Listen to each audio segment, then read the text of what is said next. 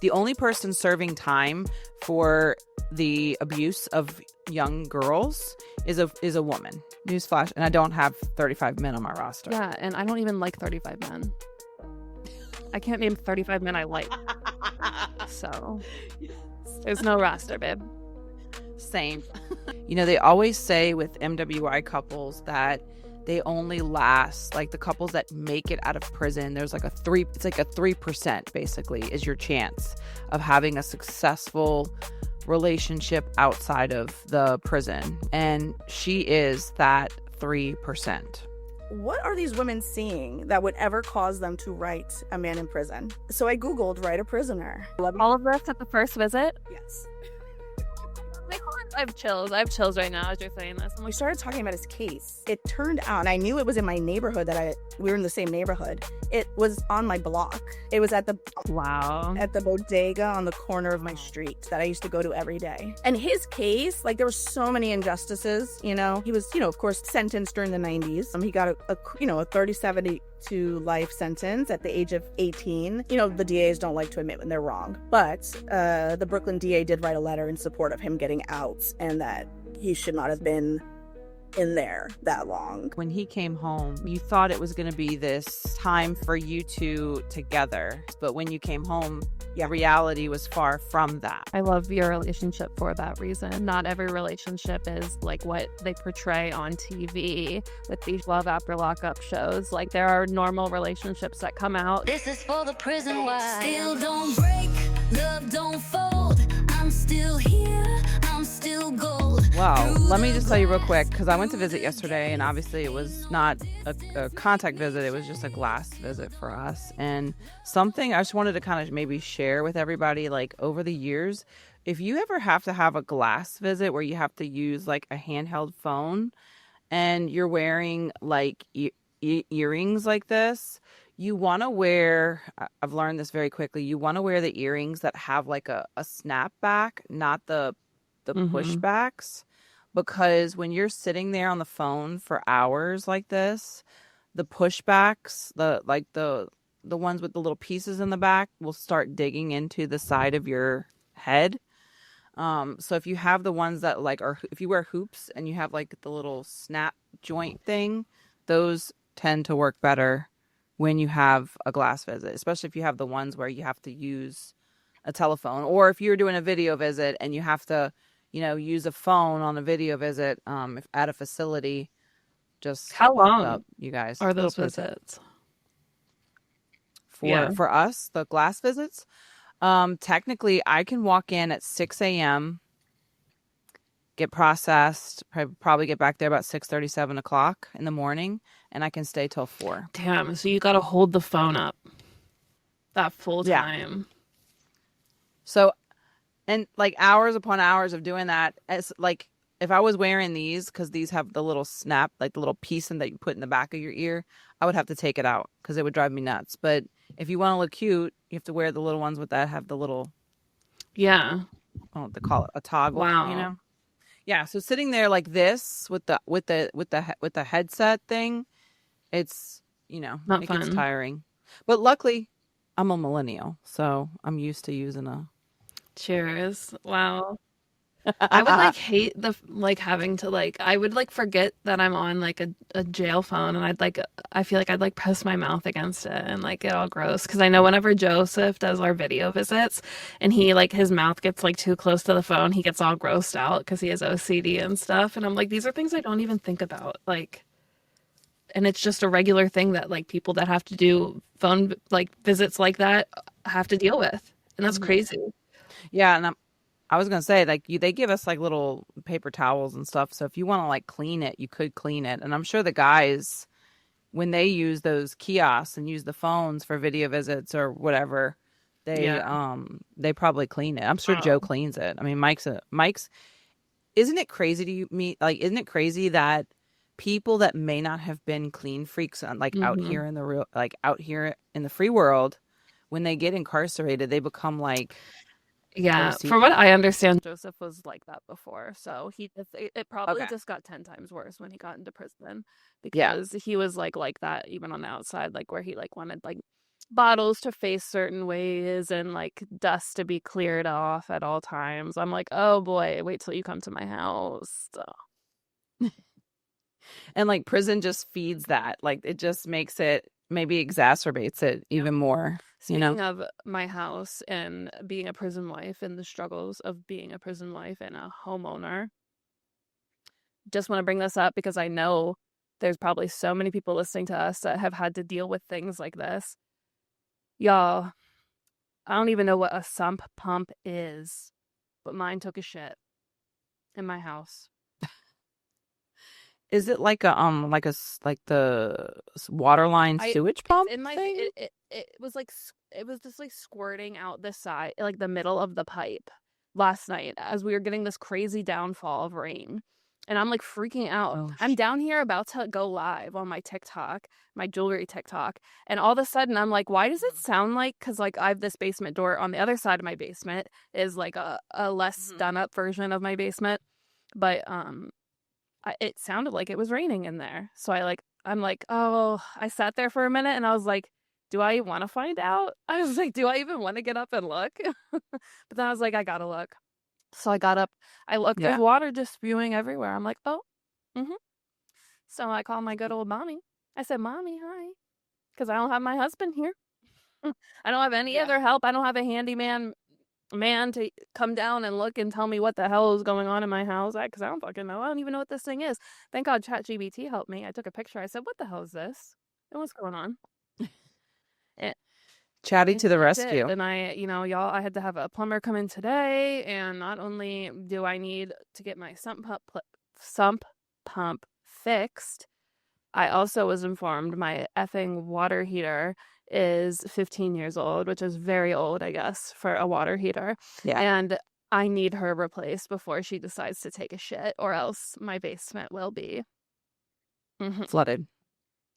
So, yeah, this morning, woke up, found both those things out, and I let Joseph know. Joseph was like, oh, well, you better, good thing you save money for rent. I'm like, bitch. I'm like, I love you, but let me be angry right now. Okay? I'm like, yeah. I don't need positive Pete right now. I don't need positive Pete. He needs to go back in the closet.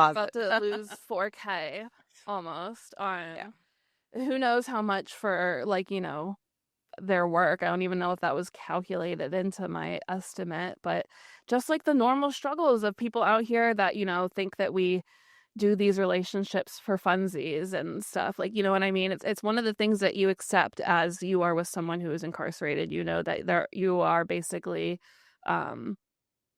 doing the adult financial things, the house ownership things on your own, because that's what you're signing up for. So it's just kind of like taking a deep breath and dealing with it. But I know some of y'all listening have to fucking know what I'm going through right now because my head is just spinning. Yeah. And they always say adulting 1 out of 5 stars, do not recommend. And this is part of that. Home ownership is adulting, and home ownership is, they always say, the joys of home ownership. Especially when you have someone incarcerated, it's like you feel that these are the moments when you really truly feel it the most. Then it's like, are you fucking with me too? Because I don't know shit about shit. I don't know anything about sump pumps or hot water heaters or things. So it's like, I don't even have that person here that can be like, oh, well, they're fucking with you, or they're overcharging you, or, I don't have that. So it's like, here we go. You kind of having to do it all on your own. It's all on your back. Yeah.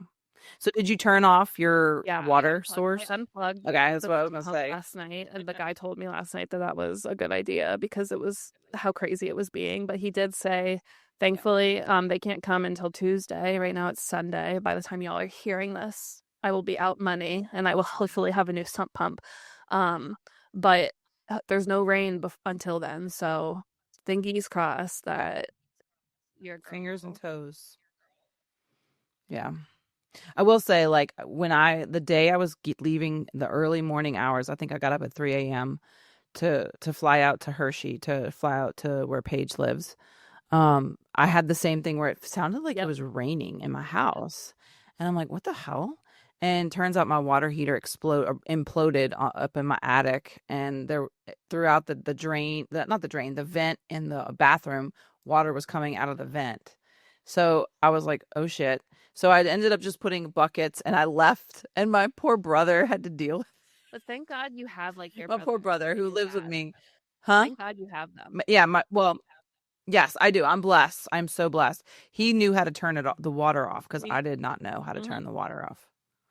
So he turned it off, and then while I was in Pennsylvania, they both worked on replacing my water heater. Thank God. But that's me. I'm lucky to have that help. I can't imagine being you having to do it all literally on your own. And listen, there's so many people like that have to do it all. Like, it's all on like them. the downfall of also not having a father, because I don't have like a dad that can come over and look at it, because like dads are good at that stuff. And then I do have an older brother, but I'll just let y'all know that he is not mechanical, or he doesn't know like trades and stuff. I mean, he's a gym teacher, so he would not know shit from shit if he came over and looked at. So it's just like that's pretty much my only option when I'm in these situations. Thankfully, I'm hoping that there will be no more home issues after Knocking on wood. this. Yeah. Well, hopefully you have a good plumber and a good person to come look at everything and assess it and give you the real deal and be reasonable with you, because, and not take you to the washers. You know what I mean? Like, take advantage. Yo. So hopefully you have somebody good and it gets fixed and it's not too expensive. Oh, yeah. Pray for me, y'all. Thank God I have a side gig. A few side gigs. Yeah. All right. Well, welcome everybody. Let's pray for Paige. Knock on wood. Cross your fingers right now that all goes well this week for her, and her sump pump and her hot water heater, please. But welcome everybody. Welcome to episode 60 freaking 6. I can't believe it. We're almost to 7. I keep saying that every time we get to a next bracket. Like, we're almost like we're in our golden era right now. So welcome to Love Within Walls, Prison Wife podcast. Friends, it's your friendly host Gigi here, and I'm here with the lovely friendly host Paige. Hello, friends. Hey y'all. And we just want to give a shout out to our sponsor, Beyond Bars Imaging. What are we doing? Oh, Beyond Bars Imaging. All right. I just want to make sure we didn't say before. I didn't check. Imaging. I didn't know which one. We're making a small comeback, y'all. So I logged on yesterday. I'm going to do a few more today too. I'm catching up on some of my orders that have been a little bit delayed. I just have a lot going on, but I was able to do a few yesterday. I'm going to do a few more today. I'm going to start getting back on my game. I know I had a few ladies message me and said that they heard that I wasn't doing them anymore and stuff. So I know I was like, oh my goodness, no, like I am still, I'm just a little delayed. Especially because it's about to be like kind of considered my busy season of photos as we get into like November, end of year, because the Christmas sweater photos are always the best hit. So I am still editing photos. Just please give me some grace if you do message. I should get back to you. If you have anything outstanding with me, which I don't think anyone should, but if the small chance that you do, please message me so I can get you what you need. Okay. And they should message you either on Facebook or Instagram or Instagram. Beyond Bars Imaging account. Both, either or. They go to this. I have like the meta messaging, so it all goes to this. You have it connected. Okay, awesome. So hit up Paige for your beautiful, not so prison-y visit pictures, or if you just want to make a picture from scratch and you have ideas, hit a girl up. She will be happy to make that happen. And boy, does she do an amazing job, y'all. There's sometimes when I see, just so you know, there's sometimes when I see her pictures and I'm like, oh my God, that is such a cute picture. And she's like, yeah, one of them was like, they couldn't do something, so I had to like manipulate and make the photo look this way so they could have what they wanted. So like, if you can't do something in a prison visit picture and you want something, she can make it happen. I thought it was a real picture. I was like, I That's literally so had a cute. woman that sent me, it was her getting married at the prison, and she was in her dress, but she wasn't allowed to bring her bouquet that she wanted, and of course he was in his prison uniform. So I put him into, I expanded the photo because it was only the top too. So I expanded it so it was like full body. I put him in a tux. I put her in like a full body like dress, and then she had this beautiful bouquet that she had that she wasn't able to take into the prison, but she was like, can you put this in the photo? And I was able to Photoshop it in. So it was like a special little photo. Love that.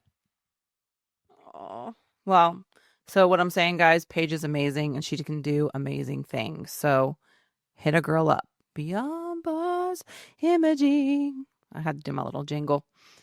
All right. Well, let's get this party started.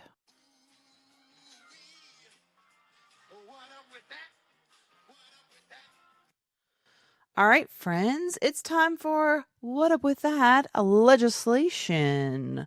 Paige, do you have anything? I noticed last week we forgot to touch on the fact that Miss Ghislaine Maxwell just happened to move facilities. Oh, yeah, I did hear about that. Just mysteriously Crazy. move to a lower level Crazy facility. that happened. Mm-hmm. So she was moved from FCI Tallahassee, a low security federal prison in Florida, to Federal Prison Camp FPC Bryan in Texas. This is a minimum security camp that is often referred to as Club Fed due to its very lenient conditions. This level of security is typically not granted to individuals who are convicted of sex offenses, making her placement there highly unusual already. Of course, the change has sparked political alarm, as it should. It raised some serious concerns, describing the transfer as it's suspicious with the timing shortly after Maxwell met with the deputy attorney, Todd Blanche, whatever who gives what your name is, and the secrecy around their meeting. I don't know if you saw the videos of her with the box and stuff, all around when where are the files is, oh, let's move you to Club Fed so you can remember how to keep your mouth shut. The local reaction in Bryan, Texas, residents are uneasy about it, actually. The media attention, the heightened security, and a perception that the notorious Ghislaine is being treated with undue leniency. The Texas people aren't having it, which, thank you. Okay. Yeah, are standing on a little bit of something, you know what I mean? Her team has ongoing legal moves. They're pursuing appeals. She's also seeking a pardon and a commutation that is potentially tied to her cooperation with the fallout of the Jeffrey Epstein case. There has been no pardon offered for her as of yet. I pray that our system has some kind of hold on that. But I did want to just check on one thing, because I heard this claim and I was like, there's no effing way. And I can confirm that there was a viral claim by, so there was some podcast that said that she was listed as out, implying that she might have some kind of work release privilege. However, her lawyer and has firmly denied that and said that it's rumors and unfounded drama. Unfounded rumors, unfounded claims, and there's been no official source that has confirmed that she has work release. But if she was to be given not only, flown to Club Fed and then given work release, I don't think anyone should have any questions. Yeah. Well, it's clear, and I'm trying to word this the best way possible. I'm on both sides of this, because I feel like the only person serving time for the abuse of young girls is a woman. Let's state that. The only person serving time as of right now is a female. She was involved though. She was involved. She was involved. I'm not saying she had no part in this, but the people that obviously had these sexual interactions with these young girls are running out free right now. And so I do feel like there's a play here to make her comfortable. So she plays the game that they want her to play and keep, like you said, keeps her mouth shut. But it just goes to show you that if you have money and you have power or you have prestige, that you can work the justice system. And if you're a man, you can get out of it. Correct. If you're a woman, you can't. Well, let me say this. Can I just say this? It's more likely to happen that way if you are a white male. Oh, yes. Yeah. Because if you're brown or if you're black or if you're other minority, you get the books thrown at you. And we see that all the time. And you don't get that second chance unless you have a lot of money, like, young boy NBA or, Sean Combs, like, P. Diddy. Like, if you have money, then you're good. You can beat the system. But if you don't have money, or if you're of low socioeconomic status, or you are a minority of low socioeconomic status, I mean, you're just stuck. Mm-hmm. And that's what this move is showing the world, basically. That if the president wants you to keep quiet, or so-and-so who has a lot of money wants you to keep quiet, they'll make you comfortable if you work with them, and they'll get you out. I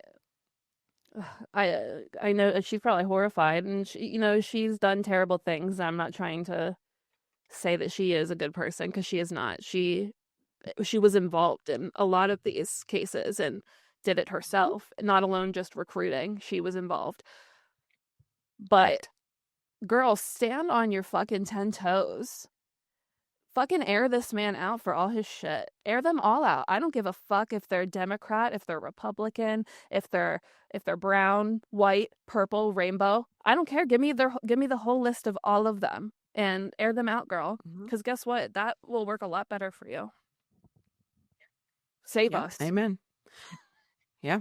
And I'm just thinking, who has some type of, I'm assuming she has a sex offense of some sort. I mean, she has to. Or I would assume. Okay. Or some type of human trafficking offense. And I'm just thinking, anybody with that kind of offense would never be deemed low level. Mm-hmm. No. Yet, we're making considerations. No, you wouldn't at all. We're picking favorites. Not even if you were well behaved. It's like you still have that. So. That moniker on you, Yeah. I heard that she was apparently barred from participating in some fashion show that happens at that facility by the person who runs it. That was like, no. Yeah. That's what I want to know. I want to know how the other women feel with her being there. It's crazy. It's probably scary. It's probably like, keep her away from me. Yeah. Well, guess where I'm going to be going today? Good old Alabama. Thanks to one of our wallers, she sent me this, and there's another case. We talked a few months ago about the organs going missing of incarcerated individuals in Alabama.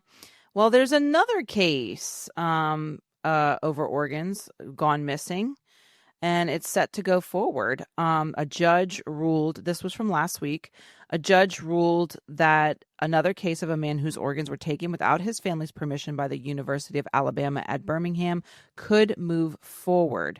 This time, however, the inmate was not even being held in as an Alabama ADOC incarcerated individual. He was being held in a federal prison when he passed away. So even if you're technically a federal incarcerated individual in Alabama, you can still get your organs jacked on the black market, basically, without any permission. Sounds like we're talking about like a horror film, but it's real life. Yeah. It's mind-boggling to me that it's 2025 and this is what we're doing still. Like, we're still building concentration camps, we're still harvesting organs, we're still, we're living almost in like a medieval world, and it's just kind of sickening to see. So true. Okay, I'll get off my rant, but that is, to me, I feel bad for the family who, get their loved ones, especially if your loved one, first of all, your loved one's passing away behind bars. Take them for Wait, everything. what? Exactly. Your loved one already just died behind bars by himself alone, and you couldn't probably see him or have access to him. Then on top of that, you get the body back, and mysteriously the heart, the stomach, the lungs, all of the inside organs are missing. Like, we didn't prove that. That's like desecrating a body that you didn't ask permission for. It'd be one thing if he donated his body to science, but that's not the case. Yeah. All right, Paige, let's on a happier note. Did you have more? Oh, I'm sorry. Sorry. I wanted to talk about the leaked video that people have probably seen of Brian Kohberger inside of his cell in Idaho. He is actually housed right now on the J Block unit, which is where they keep everyone who is on death row. Basically, a leaked video possibly showing Brian Kohberger, who was convicted of the 4 murders of the University of Idaho students, prompted an investigation by the Idaho DOC, the IDOC. Though the video hasn't been confirmed as legitimate, if real, it breaches the strict prison recording protocols. Kohberger remains in solitary and reportedly faces inmate taunting. I've seen a lot of stories about the inmate taunting. I'm not going to lie, y'all. I think a lot of that is kind of just bullshit. That people just spread. Like, one person says something on social media and y'all just pick it up and run with it. Like, I saw one video that was trying to say that was what was happening inside the facility, and it was just a bunch of men banging and screaming on their doors. And I'm like, do you guys think that this happens 24/7? Like, the image that people have of prison is so far not true. And I just wish that they would step back into reality for a minute. Beyond that, the fact that if this video is real, it shows exactly that their COs are doing everything that they shouldn't be. Like, why is a CO recording someone who is incarcerated inside his cell and showing it to someone that is now blasted to the internet? It's not right. Yeah. And it doesn't make sense. I have a few friends who have men incarcerated in that very facility. And the IDOC literally, I'm trying to find it on my phone now, sent out some kind of a blast message about it. They were like, we are aware of the videos circulating online of investigation on the matter. While we cannot confirm the validity of the videos, if verified, there is a clear violation of IDOC policy and the parties responsible will be held accountable up to and including termination. We caution that sometimes videos can be fake or AI enhanced. The safety and security of our staff and incarceration population remain our top priority. Okay. Whatever. Blah, blah. All I hear is the blah, blah, blah. And probably they put that out to cover their ass, CYA. I don't care who it is. You don't release video of people inside their cell like that. That's literally against the law. So I hope that they do find out who was working that hour at that camera, because I know that they can find that shit out. And I'm thinking cell phones on tiers is probably not allowed. Yeah, no. Whether it be, if it's not allowed, it's obviously not allowed for incarcerated individuals, but I'm thinking a CO can't come down the tier and just start filming everybody on the tier. Because those are one-man cells. You don't know if they're using the restroom, changing. One person could be taking a shower on the hall. That's a major violation of dignity and privacy. I don't. Not to mention, so what? You're in prison. You did what you. No, you still have. You deserve it. To said other people do. I'm sorry, but if you can't fight for people incarcerated to have those rights and you can't argue for that, then I really hope that you never have a situation where your family or someone you care about is in this situation and they think that they have privacy but are really actually being recorded, and then it's just not right. Well, it's one thing for a CEO to walk down the tier, check on everybody, make sure they're good. It's another thing to actually record it and then share that information. Nobody deserves that. I don't care where they are. If you're on the street and somebody's recording you, or if you're in a bathroom and someone's recording you and you're changing, that's a violation of your privacy. Same goes for incarcerated people. It just, I don't understand the mentality of they deserve it. Yeah, like, is he a great is he a great person if he did do this crime? Clearly, no. Clearly, he has some things going on, but yeah, no one deserves to have their privacy breached like that and shown to the whole world. Like, you know what I mean? Like, it's just what it is, and that's my opinion. I know people probably won't agree, but I would say that about anyone. So. Yeah. And listen, just because he might be infamous right now, people are trying to make their money off of him by getting videos of him. And that's not right. It's not right. You're, if anything, you're making this man more infamous and giving him the attention that he probably doesn't need. This whole big deal on social media about how don't call him by his name, call him by his inmate number, blah, blah, blah, number, blah, blah, blah. And then they do things like this. It's like, okay. Mm-hmm. Pick a side, boo. All right. That was the only thing I had. Did you have anything else? I have two more. You came ready to okay, queen. Okay. All right, you go ahead. Your show. Sad. So, but it is serious and it is good that it finally came to an end. Beautiful, wonderful. Miss Allison sent it to me. Former guard sentenced to sexual abuse in California women's prison. Not sure if you saw this. Absolutely terrible situation, but thankfully he's been sentenced. A former correctional officer at California's women's prison has been sentenced to 224 years after being convicted on over 60 sexual abuse charges, crimes spanning nearly a decade.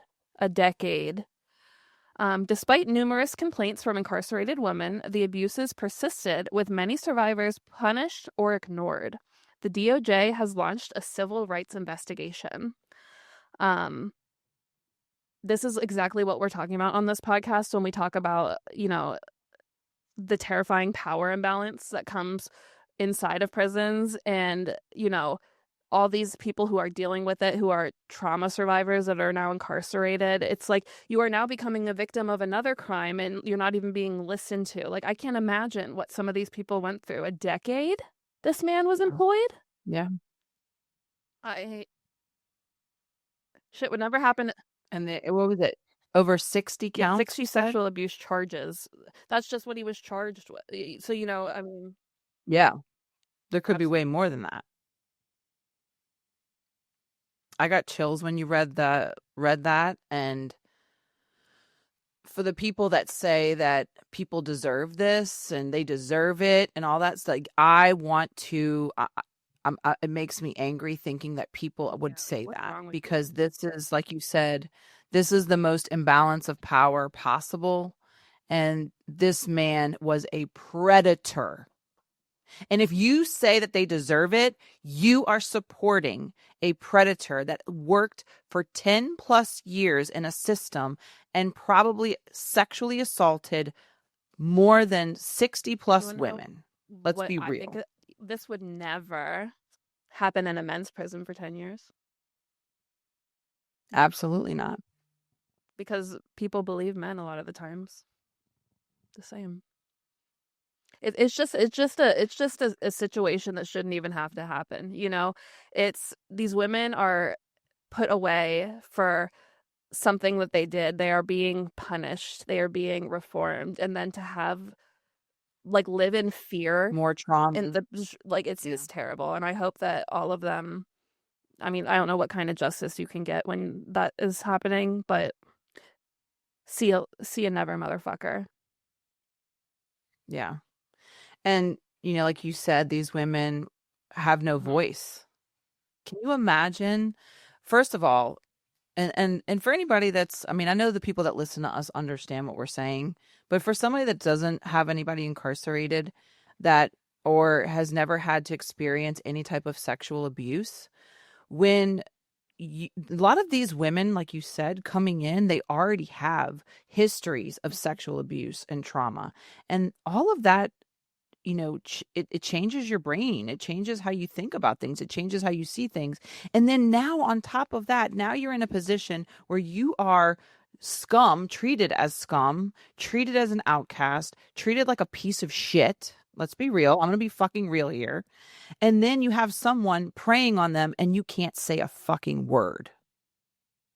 I would love to hear the stories of some of these women if they ever want to speak out, because I just can't imagine being locked in a cage for 10 years and one of the COs that's just there for a decade is doing like, and you know that they're like, how terrifying. People say you have to worry about the other people when you're incarcerated. Like, no, I think that a lot of these people are the monsters. Correct. Clearly. And my heart goes out to the women that obviously were victims of this man in this position, because my heart goes out to you because, you know, women out here already have, in the free world, already have a hard time speaking up and having their voices heard.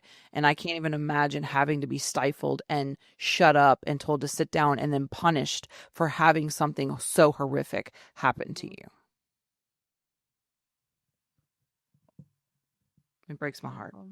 But I'm glad that they're getting some form of justice, at least with this man being caught, being held accountable, and being charged and being sentenced for the rest of his natural life to stay in prison. The last thing I have, it's actually a follow-up on one of the stories that I've talked about before already on here, the devil in the Ozarks, which is the former ex-cop who escaped, Mr. Grant Hardin. He is serving an 80-year sentence for rape and murder. He escaped from an Arkansas prison by disguising himself as a guard. Remember him? We talked about him. He evaded capture for 2 weeks. They now found out that he was able to survive off of eating insects, berries, and repurposed sleep apnea machine. What? A repurposed sleep apnea machine. An internal review found that major security lapses leading to many staff firings and Hardin's reclassification to a maximum security facility. It shouldn't take an ex-cop dressing up as a guard and sneaking out for you guys to explore your systemic safety failures. Okay? Because this could have been so much worse. This is a man that was incarcerated for rape and murder. You're lucky that you don't have more victims. Yeah. And listen, I'll be honest, he probably does have more victims that he hasn't been charged for, because some of the stuff that I was reading about him was that he tried to silence the people that he attacked, basically.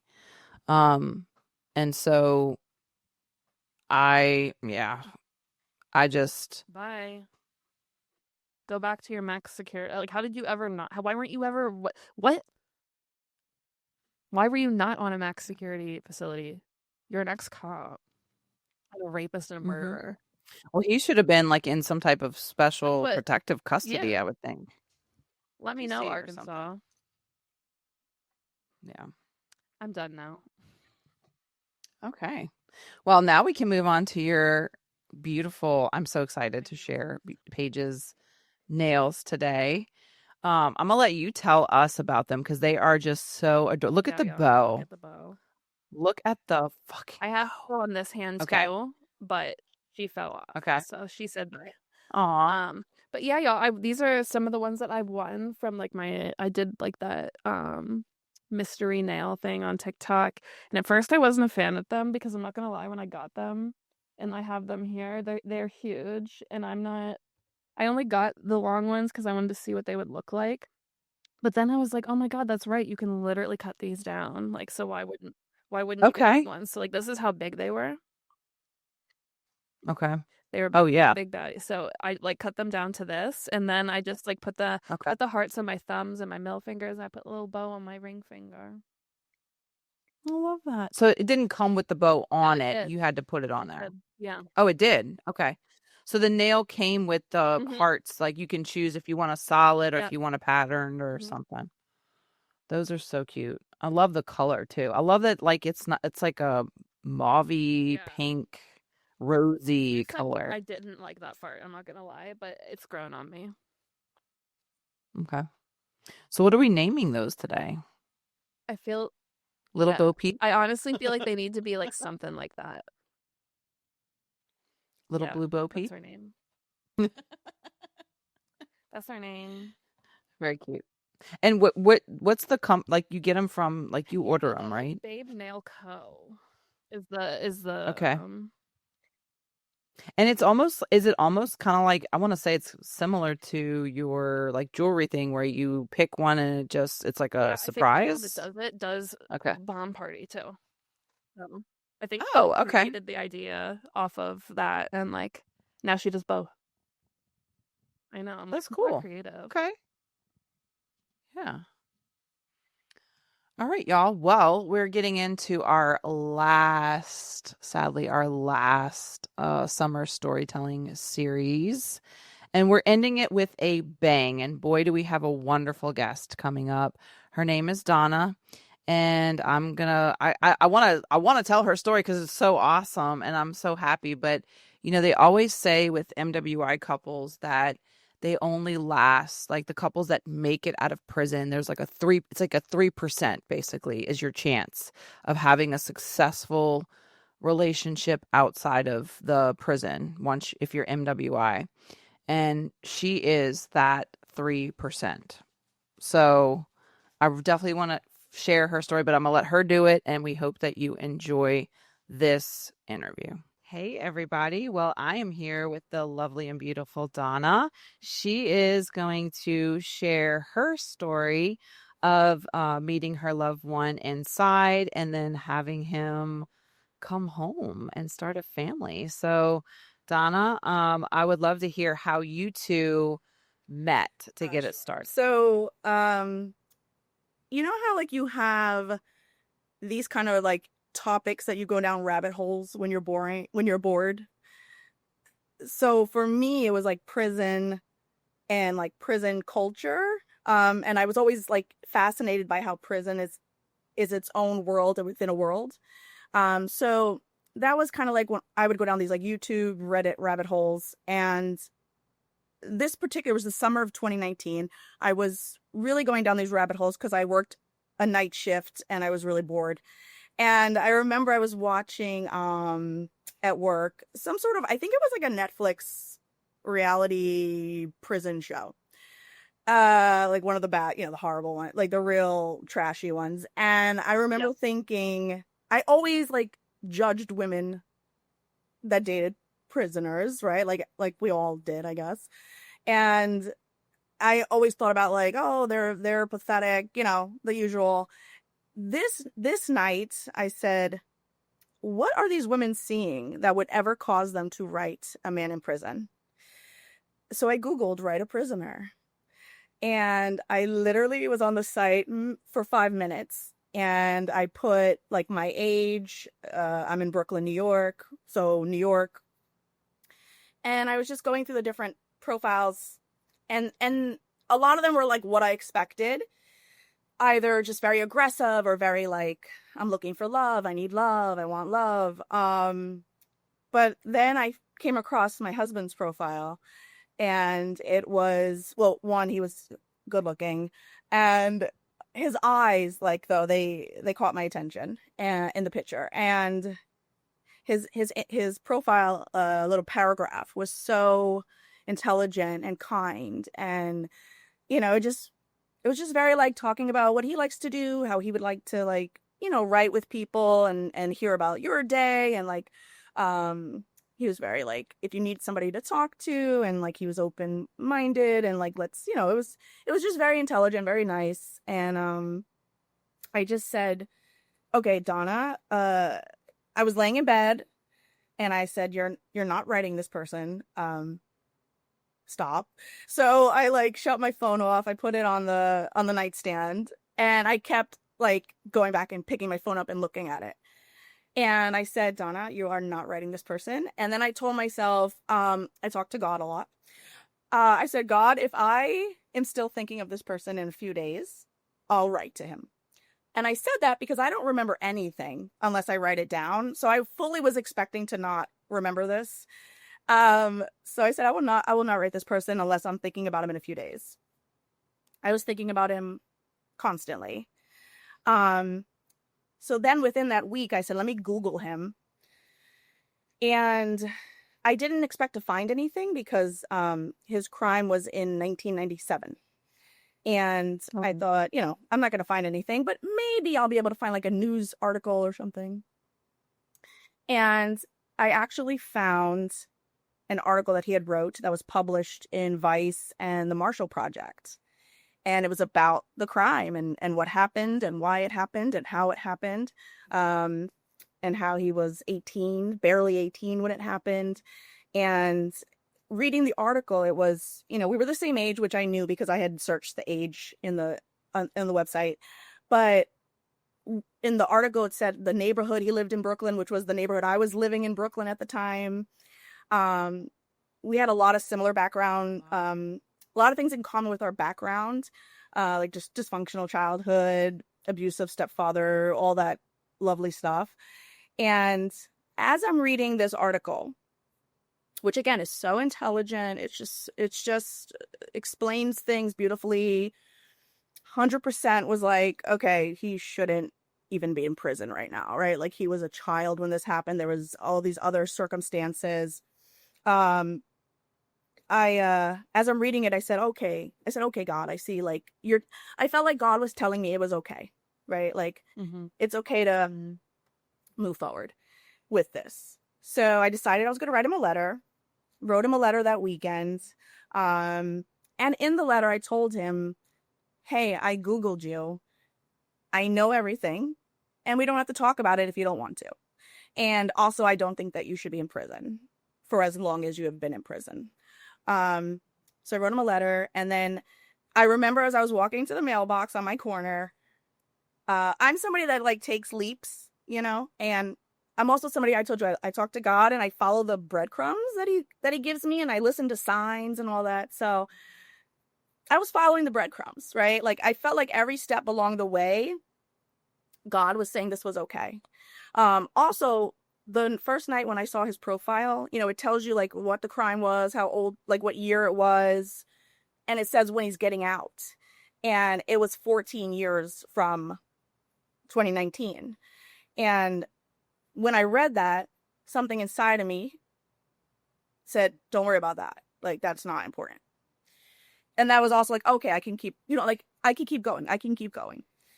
So when I went to drop the letter in the mailbox, I just said like, fuck it. Let's see where this leads me. And I just thought it was going to be like another fun adventure or like another wild, wacky thing I was doing, I guess. And for the plot, do it for the plot. Yes. And I really thought it was like, I was just like, yeah, like maybe we'll be friends and we'll get to talk and it'll be like a meaningful friendship. So I didn't hear back for 2 weeks and I was like, what is going on? Like, is he okay? Like, is he in the hole?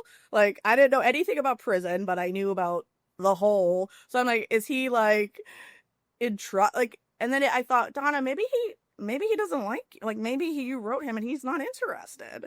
So I was like, oh, okay. And I let it go. But 2 weeks later, I got the letter in the mail. And it took a long time because I was like a first time writer. So they had to like do all this screening. Investigate it. Make sure you're not bringing in drugs. Yeah. Yeah. So when I got the letter, I was so happy. When I opened it up, it was a thick letter and he had wrapped a red ribbon and like tied a red ribbon. So when I opened it, it was like a presentation and it felt very much like I'm getting like a rose or something. Like it was just very kind of romantic. And, it was just a beautiful letter. And he, answered my, talked about what I wrote about.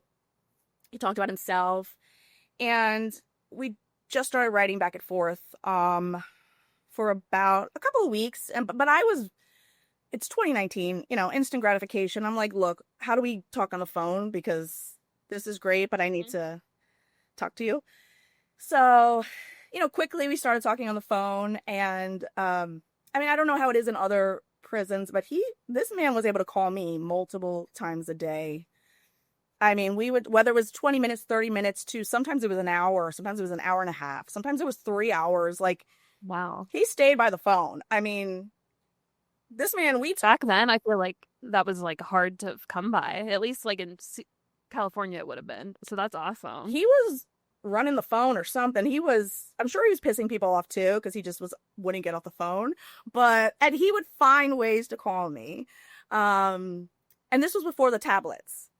This is about, we were together for like 6 months or more before the tablets came into effect. So it was phone and letters. So we're writing letters, talking on the phone multiple times a day.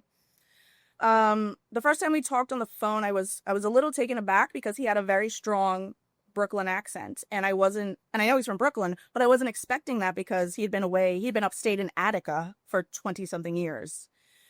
So, I lost my accent when I was in the military and I was like overseas, and I have it a little bit, but his was very strong, and I was like surprised by that. But we had a great conversation.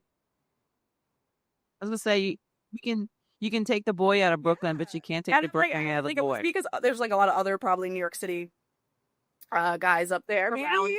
Yeah. But yeah, we had great conversations. And then I would say, so I wrote him at the end of August of 2019, and by the end of September we were talking on the phone, and then it was like, all right, I need to see this person. So I will say, like, the phone calls, I'm still in my head telling myself like this is a friendship, and but it's not. And honestly, we were falling in love. And I remember at one point he told me, do you think that you could love me? And I said, I think so, and we didn't say I love you at that point, but we would say I adore you when we would get off the phone with each other. I adore you. Oh. And then we saw each other beginning of October. I went to go see him, which was the scariest thing I've ever done. And people always tell me I'm really brave. I'm a courageous person because I've like traveled the world. I've been in the military. I just take these leaps. Whew, this was the scariest thing. I was shaking, like driving to see him. I'm like, I'm going to a maximum security prison. I was shaking. I was playing rap music because I was trying to get like, pumped into the headspace. Yeah, I was trying to get like, and then like walking into the prison. I mean, it was like my legs were like jello, or like a baby deer, is it? Like, yes. And I went through security, and I remember getting to the visiting room, and I saw a mom with a kid, and I said, okay, if this little kid can do this, I can do this. And it was like, don't faint. Donna, don't faint. Like, don't be a punk. I didn't want to. You really got to say that. You really do. Yeah. I was like, don't faint. You're going to be a punk. Like, don't look like that. So he came out, and he looked a little different because his picture was more like buff. And when I saw him in person, he was slimmer. He was wearing glasses for some reason. He's never worn them again. I don't know what that was about. It was like, kind of looks sophisticated for you. Yes. And he had a kufi, which we had never discussed religion. And I thought, okay, he's Muslim. So he came out, we gave each other a hug. It felt very familiar. It felt very like home. And that first visit, I mean, just went by like that, complete, like on drugs. Like we were just high, like electricity, like cloud nine. He told me, I love you. He said, I love you. I've loved you from your first letter. I want to marry you. And even if I wasn't inside, I would still want to marry you. And I told him I love you. All of this at the first visit? Yes. My heart, I have chills. I have chills right now as you're saying that. Yeah, we like that meme that's like we were married the minute we started talking. Like we were just relatable. Instant. And I told him I love him too. I didn't address the marriage thing. Because I still was trying to have some sort of sense, right? Like I was still holding on to that last shred of like logic. And we also kissed that first visit because we were talking about kissing. And he goes, I don't even know if I remember how to kiss. And I said, well, let's see. And then I reached over, slipped him the tongue. Good for you. Yeah. And I was like, you remember. And that was a Saturday. And then I was back, and I'm sorry, that was a Monday. I was back Saturday. Again, still like, oh, we'll see what happens. The second visit, it was really warm. It was really hot for some reason. So they let us go outside, and it was like a courtyard, and it had like picnic tables. It was very small. And there was one CO there, he could care less. And he was like all the way in the front. I mean, so we were like making out, you know, like he's grabbing things. Like it was hot and heavy. And I remember looking at him and thinking, okay, I'm in trouble. There's no denying this now. Yeah. You can't get out. It's not this. Yep. Yes. Yep. And he has these long eyelashes, which my son has. And I was just like, it was like the Puss in Boots cat. Like that looks up. And I was just like, I'm done. Like, I'm done. And we were walking around the courtyard holding hands, pretending that we're walking literally in a square, pretending that we were by the water where I live now, because we're from the same area. So he used to ride his bike over here and he used to go to high school over here. So we were like pretending that we were walking by the water, which was when he came home and we got to actually walk by the water was amazing. So that was the second visit. Third visit, we got to talk because it was during the week, so we had to be across from each other. We like at a table. We couldn't be. He was in like the honor block, so on the weekends we could sit next to each other. But the third visit, we started talking more about his case. And it actually turned out that, long story short, he was 18. He shot somebody in self-defense. That person died. Mm-hmm. Very long story, very short. So when we started talking about his case, it turned out, and I knew it was in my neighborhood we were in the same neighborhood. It was on my block. It was at the bodega on the corner of my street that I used to go to every day. And I was home that day because I have diaries from when I was a teenager to now. So when he's telling me what happened in more detail than the article, I said, wait a minute, which bodega? And he said, the street. I'm like, that's my block. And my bedroom was facing the sidewalk. I mean, I could literally look out my window and see the bodega. I would go there every day because I smoked cigarettes at the time. And so I said, let me go home and check my diaries. So I got my big ass Tupperware, and I went through all my, I went through my diaries, and I found I had wrote something on that day. So I wrote that my sister's best friend who lived with us, her grandma had died, and I knew her grandma. And I wrote about going to the funeral, how sad it was. And then I skipped a couple spaces, and I wrote, why is everyone dying today? So I believe that I had actually probably gone to the store to get cigarettes. There was probably like police tape. I probably was like, what happened? And somebody said, somebody got shot, blah, blah, blah. I'm pretty much convinced that that's what happened. I don't remember it, but it's in my diary. It was on my block. Yeah. Wow. So that was wild. The universe is insane. Yes. And there's a lot of coincidences in our story where I'm just like, we met when we met, but I think that we almost met maybe multiple times. Yeah. The fourth visit is when I finally agreed to marry him. And so we got married in December, like within 4 months. I love that. When you know, you know. When you know, you know. Because I'm not like that at all. At all. Mm-hmm. So I definitely knew he was my person. I didn't necessarily need to get married. I was married previously to a horrible person. And I didn't need to get married again. But he wanted to get married. It was very important to him.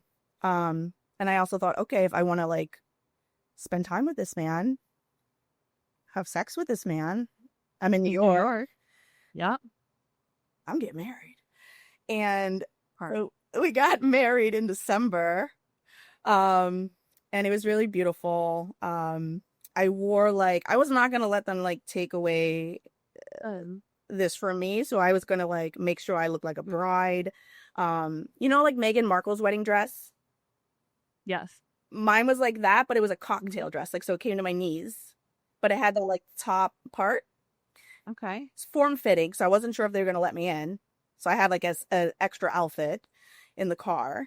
But my best friend sent me like beautiful, like silver high heels with like jewels on them to wear. And his sister, my mom was a witness and his sister was a witness. And that was the first time I actually met his sister. And she bought me a beautiful necklace. And it was just a beautiful day. We read our own vows to each other, which you had to memorize because you can't bring, paper in. But then later on, we mailed our vows to each other, and I have them framed, and hanging up in the house. And when I got home that night, I had 2 bouquets of flowers from him at the door, so that was really sweet, and took the sting off of like I had to go home and I'm not with him on my wedding night. Yeah. And then we filed for like trailer visits or family visits, but guess what happened? COVID.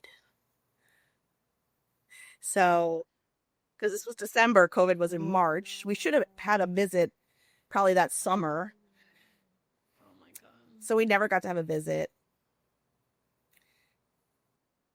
Ever, which I think that if we would have had a trailer visit, a family visit, I think it would have changed a lot of issues that we had when he came home. Because I think if we would have had that private time as man and wife alone, I wouldn't have needed that so much when he came home.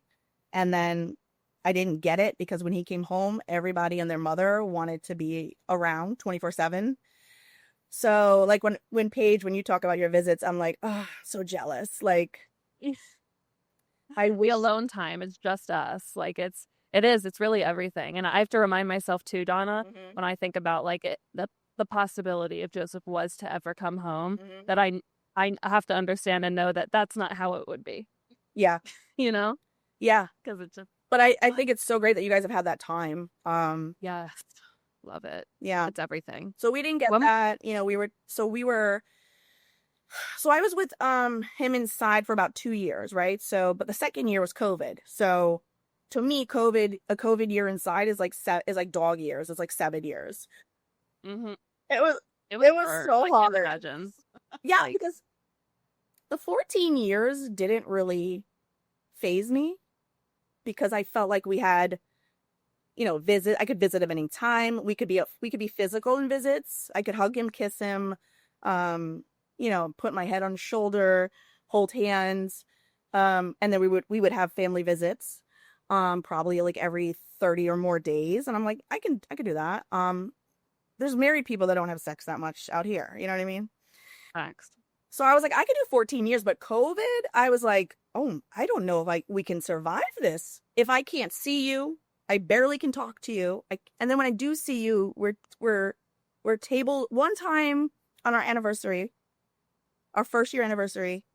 They had no more room for us in the visiting room, so they put us in another room, and the only table they had was a conference table. So we were sitting on opposite ends of a long ass conference table, which we tried to like pretend we were like king and a queen in a castle. But I love that. I'm like, we couldn't even touch, and I was just like, how long is this gonna last? You know what I mean? Yeah. That was rough. God. COVID was really rough. And then his mom actually died during COVID. About 4 months before he got out. And this was when one of the moments, like one of the times during COVID where you could have visits, right? So when that would happen, because it'd be shut down for months, and then it'd be like, okay, now you can come. So when that happened, I mean, I had all this vacation time saved, so I would go there for like a week every day. I was just trying to get as much as I could because I didn't know when they were going to take it away again. So I remember it was like a random Wednesday. I was driving up there, it's like 2 hours away. And his sister had called me on the way up there and said that their mother had died. Now he was estranged with his mother, but he that's his mother, and he was was always a mama's boy when he was younger, and loved his mother very much. And his sister said, the mom died, and I was like, okay, I'm on my way there now. So what I did was, because I knew it was COVID, I'm not going to be able to like hug this man. And I'm like, I need to hug this man. So on the way to prison, I was calling to talk to the warden. Yeah. And I finally got a hold of her, and I'm like, look, I'm about to go to tell my husband his mother died. Can I please hug him? Can I please like be allowed to touch him? Can I give him one hug? So because he was a good prisoner, and he's in the honor block, and he has no issues at all, she said yes. They literally had me put on like a hazmat it was like almost a hazmat suit. It was crazy. And when he came in, they told him to go in this separate room because that's where we were going to hug. He thought, I don't know what he thought, that they were going to go let us have sex. Oh my God. Like, that is some wishful thinking, sir. Hey, I can appreciate a positive mindset. He was so confused. He's like, why are they taking me to the separate room? He's like, maybe they're going to let us have sex. And I'm like, you're crazy. And Like, maybe she paid someone under the table. yes. But then he came in, and then they were like, I was like, just put this on. He's like, what is going on? What's going on? I said, just put this on. Just listen to me, because he's so stubborn, my husband. What is going on? I said, just put this on, please. So he put it on, like the whole suit, the gloves, the mask, the hat. And I told him his mom died. And, of course, he started crying, and we just got to hug, for a minute. They let us like stay a little longer, and it was rough. It was really rough. But I was so grateful that I was able to hug my husband when I told him his mother died. Like, it was crazy. And then, yeah, he got parole. He went to the parole board. I want to say end of 20, or maybe the very beginning of, no, probably the end of 2020. And then, he thought he did horrible, and we had to write the letters and get people to write letters and all that. Yeah. And his case, like, there were so many injustices, and it was he was, of course, sentenced during the 90s when it was harsh, sentencing. He's half Puerto Rican, so a lot of racism going on there. He got a 30-70 to life sentence at the age of 18. And we actually got, the DAs don't like to admit when they're wrong, but the Brooklyn DA did write a letter in support of him getting out, and that he should not have been in there that long. And the judge said, I want him out. So he had a lot of support in that way. So that was great. He still thought he did horrible during parole because they gave him such shit about it. They're assholes. Yeah. But I told him, I said, you're getting out, and if you're not getting out, I'm going to light this fucking place on fire because this is bullshit. And, like, I'm about to be, like, this scorned woman in the movies with, like, the fire, and I'm going to set the earth on fire. Like, you're getting out of there. And, a couple months later, they told him he was getting out. He called me. I just, like, fell to my knees. I was just, like, thanking God. I was, like, I always knew he was going to get it, but to hear those words was amazing. And yeah, then I feel like that's when shit kind of life. Like that's when stuff started getting a little harder. Mm-hmm. You're no longer living in like your like fairy tale land in your head. It's like, okay, this is life. And this is real. This is really happening. And I was gonna ask, like, how did you mentally prepare for him to go from being incarcerated to coming home and coming out? Well, I will say too, even prior to that, I believe in law of attraction. So I was always, when he was, inside from the beginning, just setting my apartment up as if he lived there. So I was, making some room for him in the closet, making room for him in the drawers. I had coffee mug because I used to hang my coffee mugs. So I would have like some with his name on it, or it said like my husband or something, always doing that, always sending him, when we got the tablets, I was able to send him videos of the apartment. And I would always tell him, like, visualize you're in this apartment. And, or like, I would take my bike rides by the water and I would, like, you know, send him those. And, but then, you know, when I knew he was coming home, you don't know what you don't know. And I just thought he was going to come home. People try to prepare me with, you know, they meant well, but it just didn't apply to us. So a lot of the advice that I would get was from people who have no experience with this, right? You know, he's been in since he was 18, so he's never made a decision in his life and he doesn't know what he wants. And I wanted to listen to it because I didn't want to be like stupid. But I knew my husband and I knew that he was very opinionated. He had an opinion on everything. He decided things because even though he was in there, like, he wasn't a child. He was a grown man. Like, Life hasn't put on pause. no, like, he turned his whole life around. He got his GED. He put himself through college. He learned the law. He basically got himself out of prison. He was able to get, like, a lawyer pro bono who's still, like, a close family friend of ours, to help him fight his case. You know, he got involved in, like, all these, like, helping the youth and, like, getting all these, like, certification. Like, you know, he had money. He had his side hustle. He was a law library clerk. He helped people with their cases. Like, he's not a child. Like, he's a man. And so I just wasn't. I was like, okay, but I didn't think that was true, and it wasn't. But everything that I thought would happen didn't happen, and everything that people told me would happen didn't happen. So it wasn't that he couldn't make decisions or anything like that.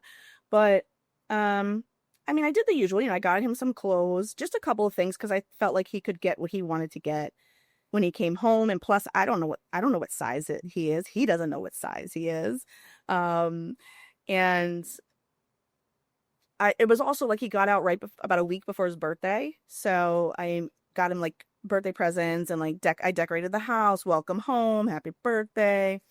But as far as, like, actual help that was needed, there was none. And, you know, the prison gives him some rinky-dink class or something, I think, like, a week before. And then when he's on parole, he has to, like, go to, like, a couple of classes that are, like, more about alcohol and drugs. None of them were, like, real life skills. And I remember, like, the things you need. Yeah. And I remember he came home with, like, this paper, like, it was like Xerox, but it was, like, light and you couldn't read anything. And it was, like, how to use an ATM. And I was like, what is this? And so when I was in the Air Force, I was only for 4 years, but before you leave, you have to take a week-long class called TAPS, like Transition Assistance Program, I think is what it is. And that was a great class. I mean, that was, like, they taught you how to job search, resume writing. They taught you, like, about the world, because that's something else that we bonded on, is, like, the military is a little bit like prison, and how they in-process you, how they out-process you. There's a lot of similarities. So that was one of them, right? So the military does have a program where you get a week-long program on how to adapt, you know, re-enter society. And that was helpful. Prison needs something like that.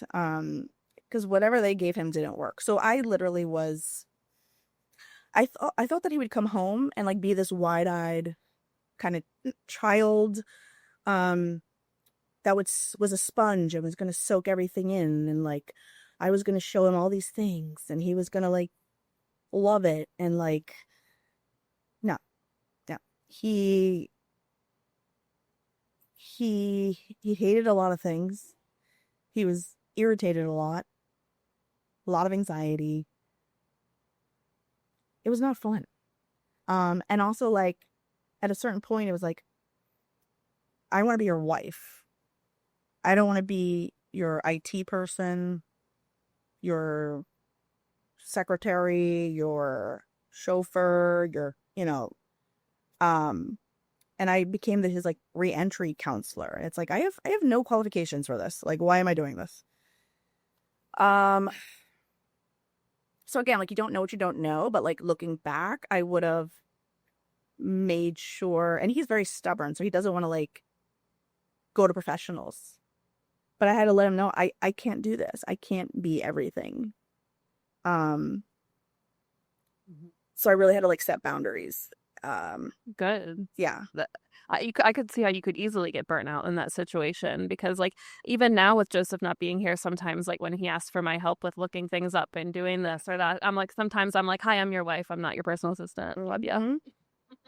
And I learned, through this too, because I would be in therapy on and off. Like whenever I feel like I need it, I get on it. But I learned that I'm like a codependent person where I'll take on and like, hey, let me do this for you, because I'm always like the one that has it together, and but that doesn't mean that I should. And so I think like if somebody was coming home, I would have set up a plan that these are the things that he needs to learn and who's going to teach him.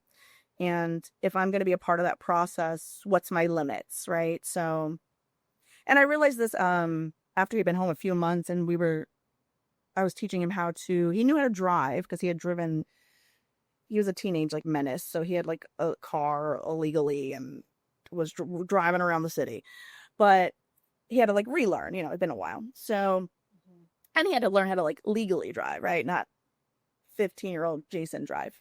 So, I would teach him every day, and also my husband is not a good student. Like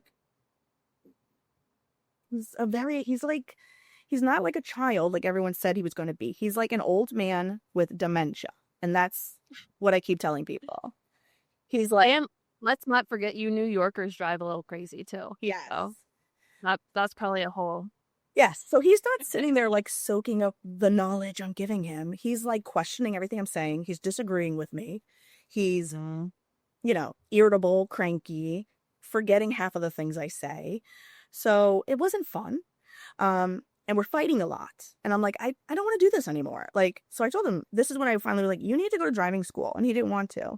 And I was like, I'm only doing this amount of teaching, and then you need to go to driving school. So then he started going to driving school. And he got it, he got his license. But that was like the start of me like setting my boundaries. And that was almost a year of him being home. And I was burnt out, resentful. The computer stuff alone was like, I don't know how we didn't get a divorce. I mean, I hate computers. I don't want to teach somebody. I don't even know what I'm doing. I just do it, So that was rough. Can I ask this? Because you had mentioned like when he came home, in a previous conversation you and I had, that everybody, you thought it was going to be this time for you two together, and that it was going to be like a fairy tale, when he came home, and you would have that time that you didn't get in those family visits. But when you came home, the reality was far from that. And I know that there are women out there that probably are getting ready for their loved one to come home, and they're thinking it's going to be great because he's coming home. But like, as you're mentioning, like all of this stuff, all this work, all this burden that's put on you, you start to resent. But I just wanted maybe to talk about what you thought it was going to be and what the reality was when he did. And I remember that conversation we had, and you had asked me like, did he change? And I said, no, he didn't change. And he didn't, like, who he is. But what I meant to say was, a lot of the stuff that we talked about, it's going to be like this when he comes home. He's going to be like this. He's going to like this. He's going to like that. He doesn't really know. And that's the reality. And you don't want to hear that because you want to feel like your man.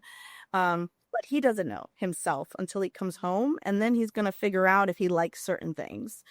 So there were things that we planned that when he came home, like, he doesn't like to do that stuff. So, so like what I had told you previously was we had always talked about when he comes home, what are we going to do? Right? Like, we would sit for hours, every visit, we talk about it. The plan was always that he was going to come home, and for 2 weeks, because we never had the family visit, for 2 weeks, we were just going to be like holed up together in my apartment. And like, that was going to be like our honeymoon period. And that's what we talked about. I was going to pick him up, just me. We were going to come home, and what happened was maybe like, I don't know, a couple weeks before he was to come home, he started telling me on the phone that like some of his family wanted to come pick him up. His lawyer wanted to be there. Looking back now, I wouldn't have made such a big deal about it. I would have just let it. Said, yeah, sure. Because I didn't know them as well. I knew them, but not as well now. And I also didn't understand the dynamics of these relationships before me, right? Because me and him were just in a bubble. And, you know, I talked to his family and friends on the phone, and maybe I would see them here and there. But every week it was me and him. So for my mistake, I didn't respect, I feel that like I should have. But I was also like butthurt. I took a lot of things personally, and that's another thing I would advise women. I took so much personally of his behavior and not sticking to this plan that we created, as him not wanting to be with me, or not wanting, you know, not being as in love with me, and it just wasn't that. It was just he's home. He could never predict how he was going to feel or act, or so I made a big deal about him wanting. It's not that he just said, like, I also didn't know my husband is a people pleaser. He is a huge people pleaser when it comes to his loved ones. I did not know that. And I am not like that at all. I'm like, nope, you all can wait 2 weeks. So I took it personally, but now I know that he just didn't want to hurt these people. And also there's a part of him that wanted to see them as well. And I didn't get that then, as crazy as that sounds. So, I mean, For us, it doesn't. It doesn't? It's like the fog. Okay. Like, you know what I mean?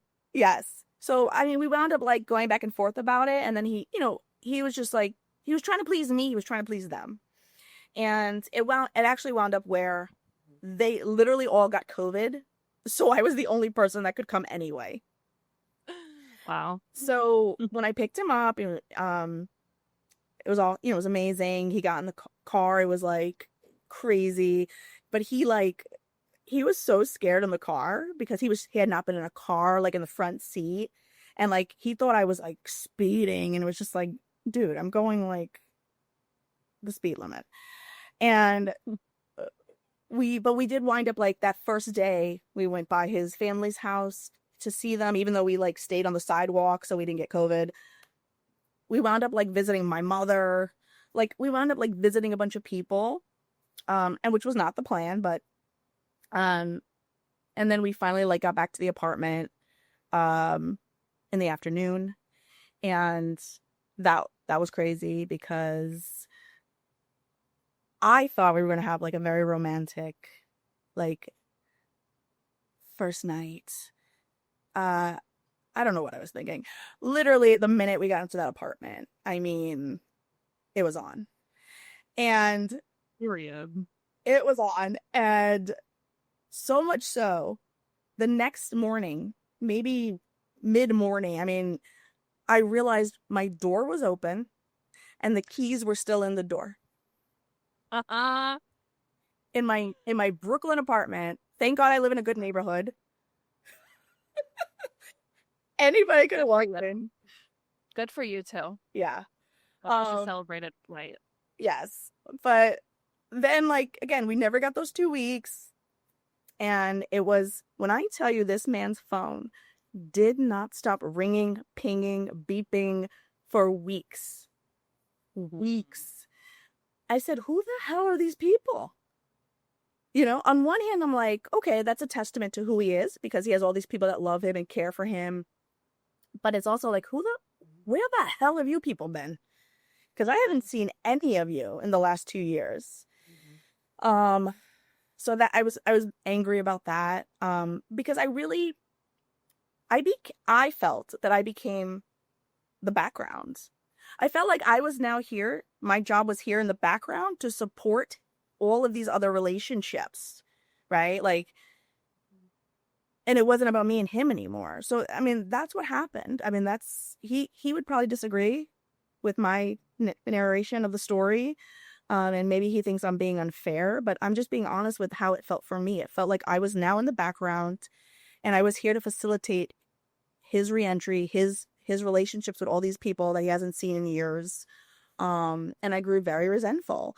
I mean, I will say, like, it was great times too, right? Like him coming home was very natural, very natural. It just felt like he always lived there. And I kind of was disappointed because I'm like, there's no big like hoopla. It's like he's always been here. Like it was just so natural, which is a good thing. But it just felt there was no big like. It was just like he was always there. But again, like I took everything personally, and if I could go back, I wouldn't have.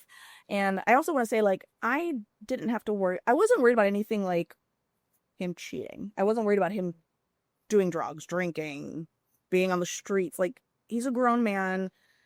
He's about his business, his family, like getting his life together. He wasn't trying to catch up and be in his 20s again. So, you know, I wouldn't have put up with any of that, and I didn't have to worry about any of that. I didn't have to worry about something I was worried about. The only thing I was worried about was, is he going to freak out at night because he's not used to sleeping with a person? Yeah, And no. is he going to wake up and like attack me? So no. But I always dreamed about him coming home, and guess what? We're going to cuddle all night, right? And that's what we talked about. Now, this man, for a long time, I mean, he doesn't do it now. It's been 4 years, but for a very long time, was wrapped in a blanket on the edge of the bed. Aw. And that's how he slept, like a mummy. I don't know if that's how they sleep because they're trying to like make sure nobody can get him, but Yeah. like, I mean, My and goodness. I took it so personally. Like, why don't you want to cuddle with me? Like, we were supposed to cuddle. So I was butthurt about a lot of things for a long time. That's only human. I feel like if I was you, I would be the same way. Even though, you know, with your logical thinking, it's like still you're like, okay, but still it's me and it's us. And like, you know, yeah. And I guess I just thought we were still going to be in our bubble, but out here. And he was so, and even to this day, life is very overwhelming for him. And it's confusing to me because it's like, you went through the hardest thing in the world. Like, what's harder than prison? Like Attica. This is a cakewalk, but it's not for him. It's very hard. And even sometimes we're talking and he's like, Donna, you're too fast for me. Like, he thinks I'm like a computer. Like, I'm just like, da, da, da, da, da. And he always says that you're going too fast. It's too much. So this world is very hard for him. It's very overwhelming. To this day, he still has like family members or friends that are constantly messaging him, and they get angry when he doesn't respond. Like, a lot of people felt they had a right to him. And that's what pissed me off too, because I'm like, where the hell have you been? yeah, like who are you? Who are you to get mad at him because he's not responding to your text? He barely knows how to text. He's got 80 text messages. Like, leave him alone.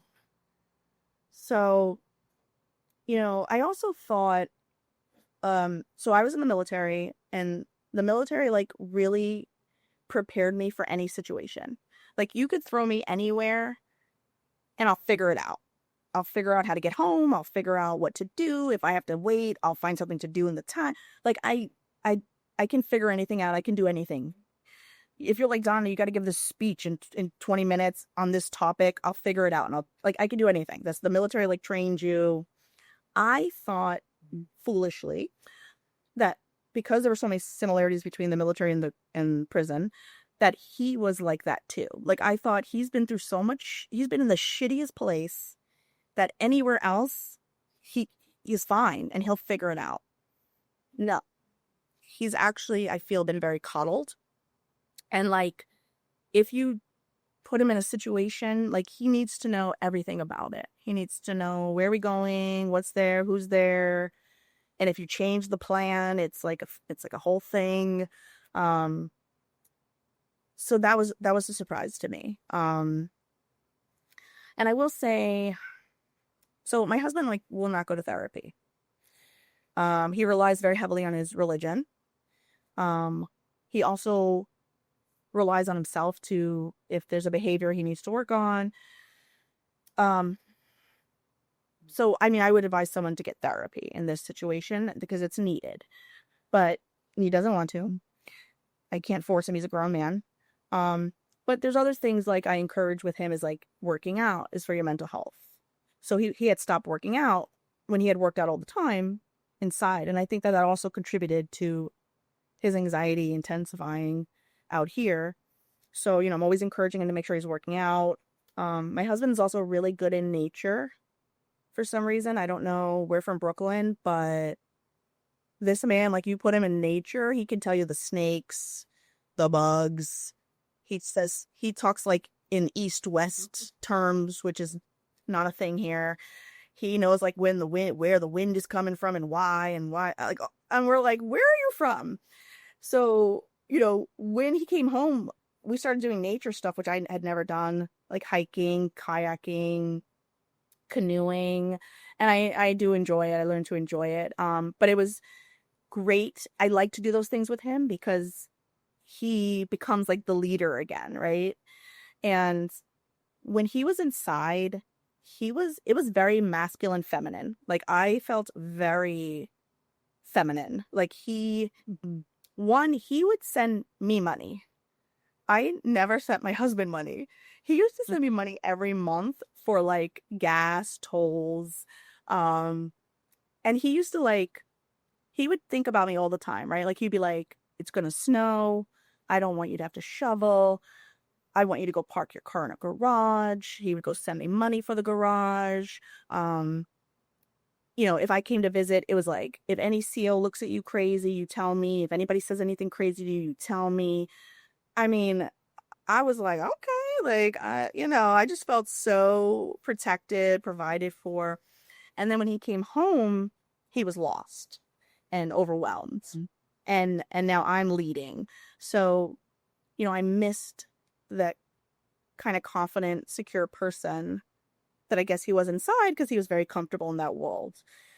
So in the beginning, it was like, I liked when we were in these nature situations because he again would take the reins and it was like, oh, there's my husband. Like that's the guy I know, and he was like leading me through, like we went to Puerto Rico and we were like kayaking in this like Bio Bay at night and it was just amazing. And he got us there like better than anyone else, any of the other people on the trip. And he's just amazing. And again, it's like where it's because he watched like National Geographic inside and like Discovery. Yep. They watch those things and they soak it up like sponges. Yeah, it's crazy. We're always like, how do you know this? Like, why do you know this? And then there was like when our son was born, he was born 2 months early, and he was in the NICU, and I was out of it for like 2 days because I almost died. I lost like 3 or 4 liters of blood. I had to have a blood transfusion. Oh my God. And that was like traumatizing for him, my husband. But what happened was I woke up like 2 days later and my husband had everything under control. Like, and I'll cry if I talk about this because it's so rare that like I'm not the one handling everything. And I woke up, I still hadn't really seen my son. My husband already had like been to the NICU, knew all the NICU nurses, doctors, knew how the app worked, explained the app, explained everything that was in this little boy's chart, knew all the rules of the NICU, took me to see him. I mean, he was just on it, and he was on it for weeks because I was out of it, and that's rare. I'm usually on top of everything, and I just couldn't. And it was so traumatic, and like just not being with my son was just so heartbreaking to have to leave him there every day, and like I was recovering from a C-section, and like I just couldn't do it, and my husband did it, and that was another instance where I'm like, that's the guy I married, like that's. I was gonna say like that traumatic experience almost like gave him like a door to step in and become that masculine person in control and let him help you the way that he can. Yes. So like, I feel like it's been 4 years he's been home, and it's definitely like it's not how it was when he first came home. And at this point I don't really help him with anything.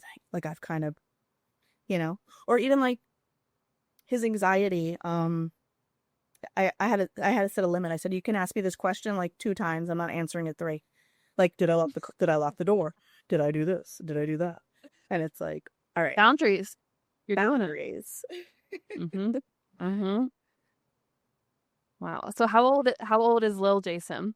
Because he is, for the record, y'all. As a boy mom, yes, I love Brody. He's the cutest man ever. Little Jason, y'all. I can't explain how adorable this baby is. Oh my god. He's actually like my husband's mini me. Like when my husband was I have pictures of them side by side when they were the babies, and they look exactly the same. And my husband had blonde hair when he was little. That's why my son has this blonde hair.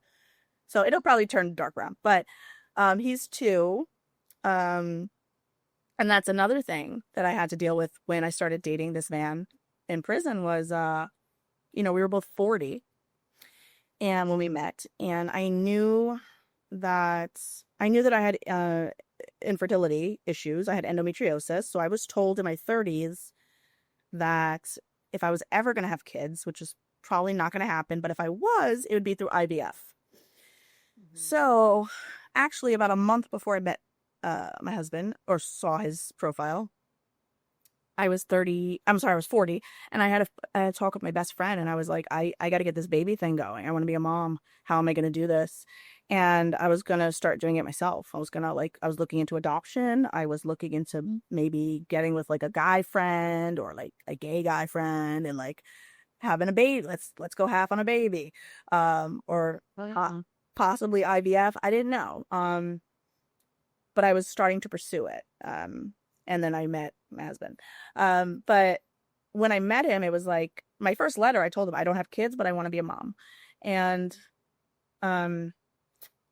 so when I started, got serious very quickly, it was like I had to really decide, like, do I want to be a mom? Because if I stay with this person, that may never happen.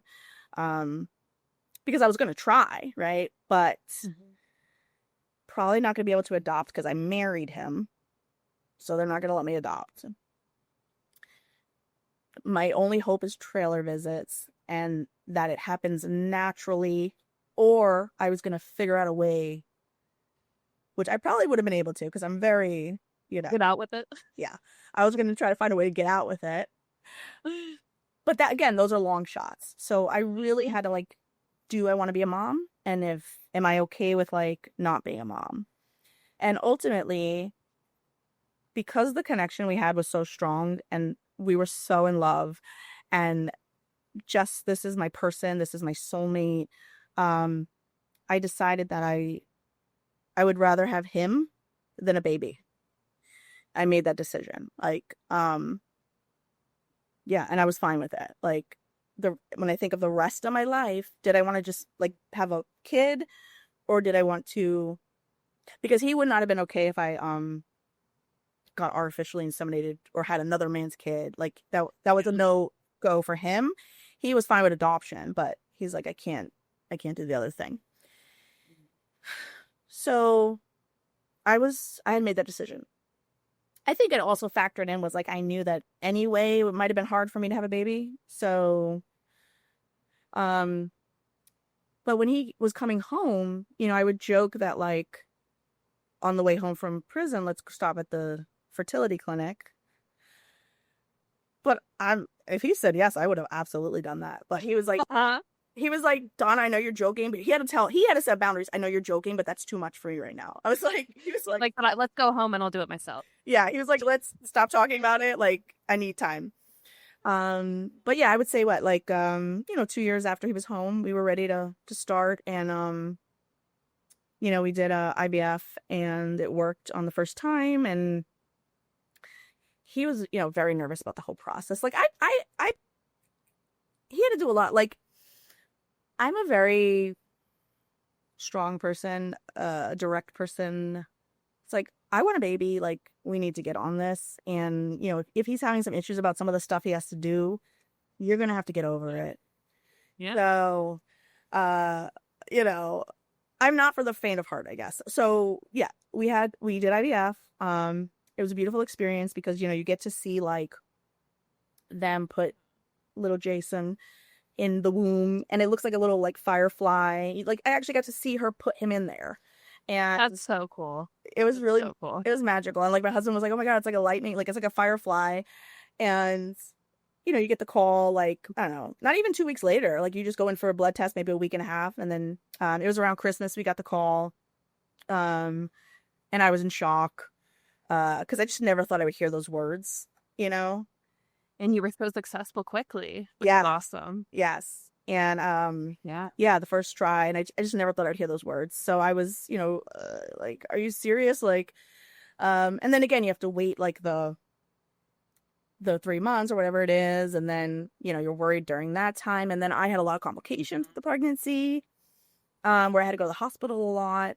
I think the whole thing was really traumatic for him, and the birth was very traumatic because I almost died, and he came 2 months early, and then he was in the NICU for like 6 weeks. So, and we would be in the hospital every day, and because we wanted like someone there all the time with him, I would go during the day, and then Jason would go at night. So we were always like kind of missing each other, and like it was just a hard time. And then when the baby came home, it was like when he was in the NICU, he was like always sleeping. We'd do skin to skin. When this kid came home, it was like, who the hell is this kid? Like he was crying. Mm-mm. Like we thought we had a kid that did not cry. No, this kid would not sleep.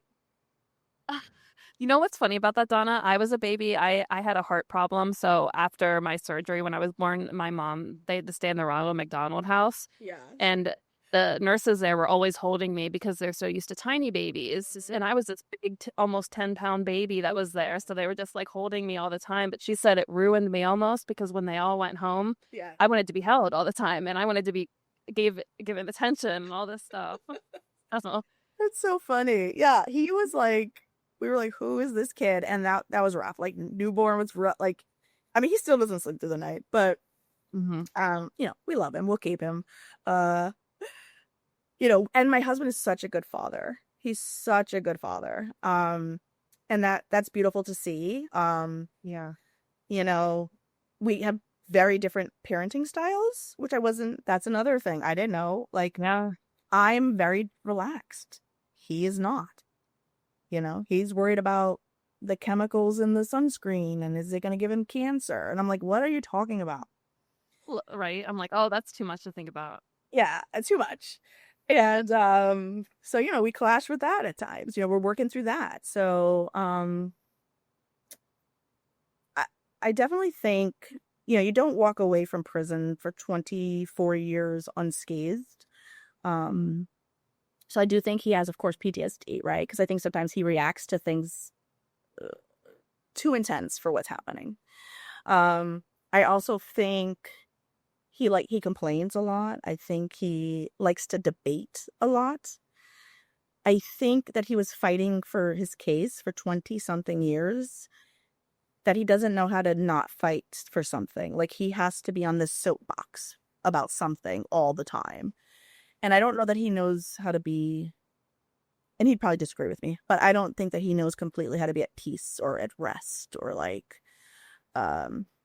just enjoy your life. Like you're free, but Yeah. and he does to some extent, Does he have like a passion to like get involved? Like it just sounds like he has like this fire under him. Like, does he want to help other people or like? And he, I'm so proud of him because he's been working with criminal justice organizations since he's been home.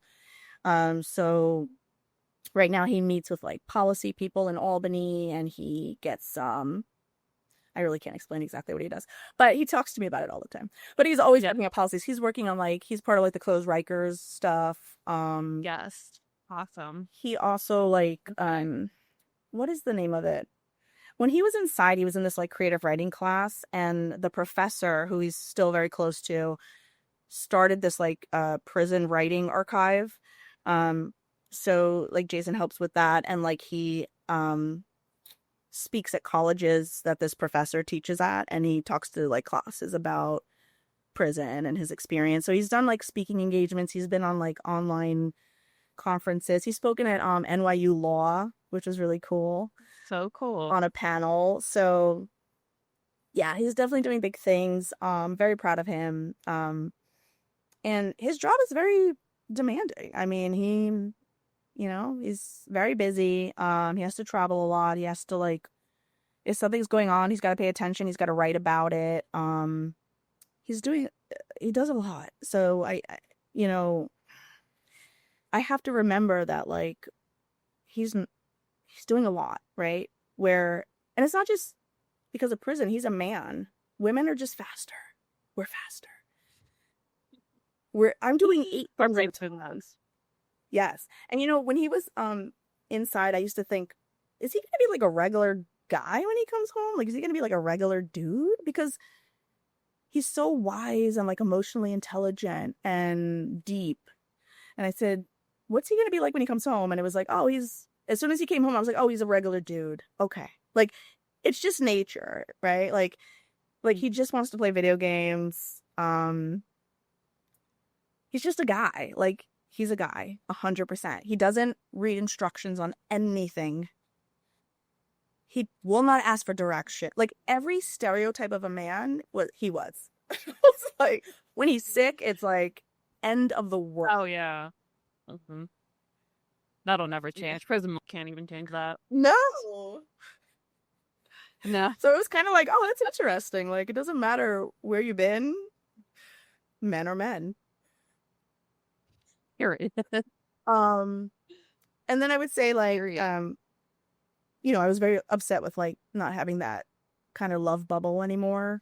I think, like, the prison relationships, when they're good, like, it is so romantic. It's so romantic. Like, I have a box of love letters. But I will say, like, he's very romantic. He's still that person, right? But now it's like, I call it everyday romantic, because it's like, he leaves me little Post-its, maybe, or if he's going away for a trip, I'll wake up in the morning and there's a little Post-it with a note about how he's going to miss me, or, he's very affectionate, very affectionate. He's very words of affirmation person. He compliments me all the time. He's very supportive. He's still my best friend. He's still that person that I can talk to about anything. He'll support me. He wants to know my inner thoughts and you know what I mean? Like, he knows my soul. Like, there's still that. That hasn't changed. So, yeah. I think that's one of the beautiful things about a prison relationship is, like, we've connected on a soul level. Like, we had that soulmate love. So when we came home and it was like reality, I think it, like, threw me for a loop, at least for a while. But he's still my person. Like, he's still, I could be myself 100%. He gets me. He, loves me.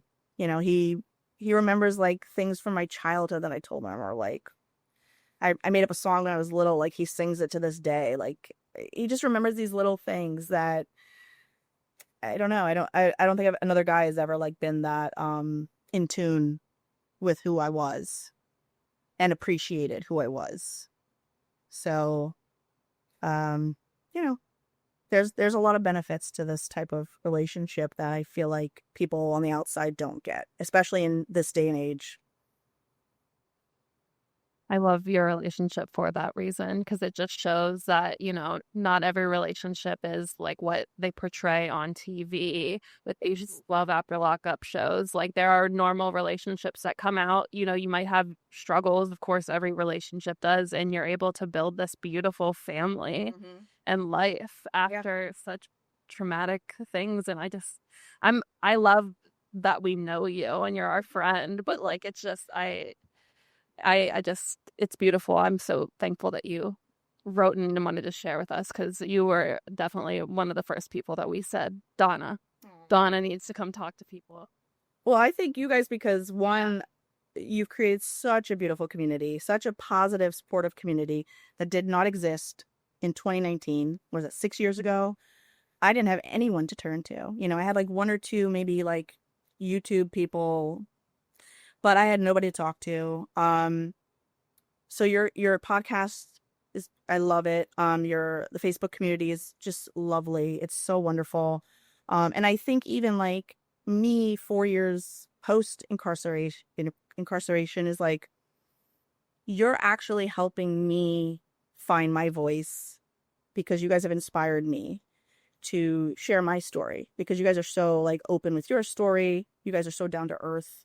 So I thank you guys because I don't know what I want to do with my story, but this is the first time I'm sharing it. I was in the closet for a very long time, and you guys have given me that confidence, that strength that I'm starting to like dip my toe and I can talk about this. I love it.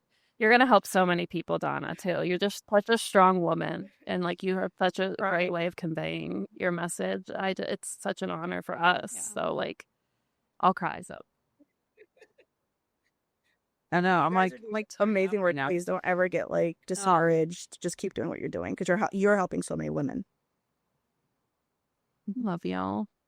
Thank you so much. Wait, we didn't ask that. We didn't. Are you okay? Now I gotta know though. The astrology. Oh, go ahead. question. Go ahead. I was like, I Paige. think I already know yours, Donna. Yes. Yeah. Oh wait. Can we No, play get guess? on. Oh, it's All right. okay, Paige. Well, you said he's a people pleaser, so I'm leaning Libra. No. I'm leaning. Is there Scorpio in one of your charts? I don't know his chart. I just know his sign. But I don't know Scorpio. Is he an Aries? No. Because you said Well, that'd he's be very Taurus. stubborn. Okay. Mm-hmm. Oh, Taurus. That's what it was. Okay. Don't tell me he's a Taurus. I'm a Taurus. Okay. I see it. And that email shit that out. I love my Taurus though. Yeah.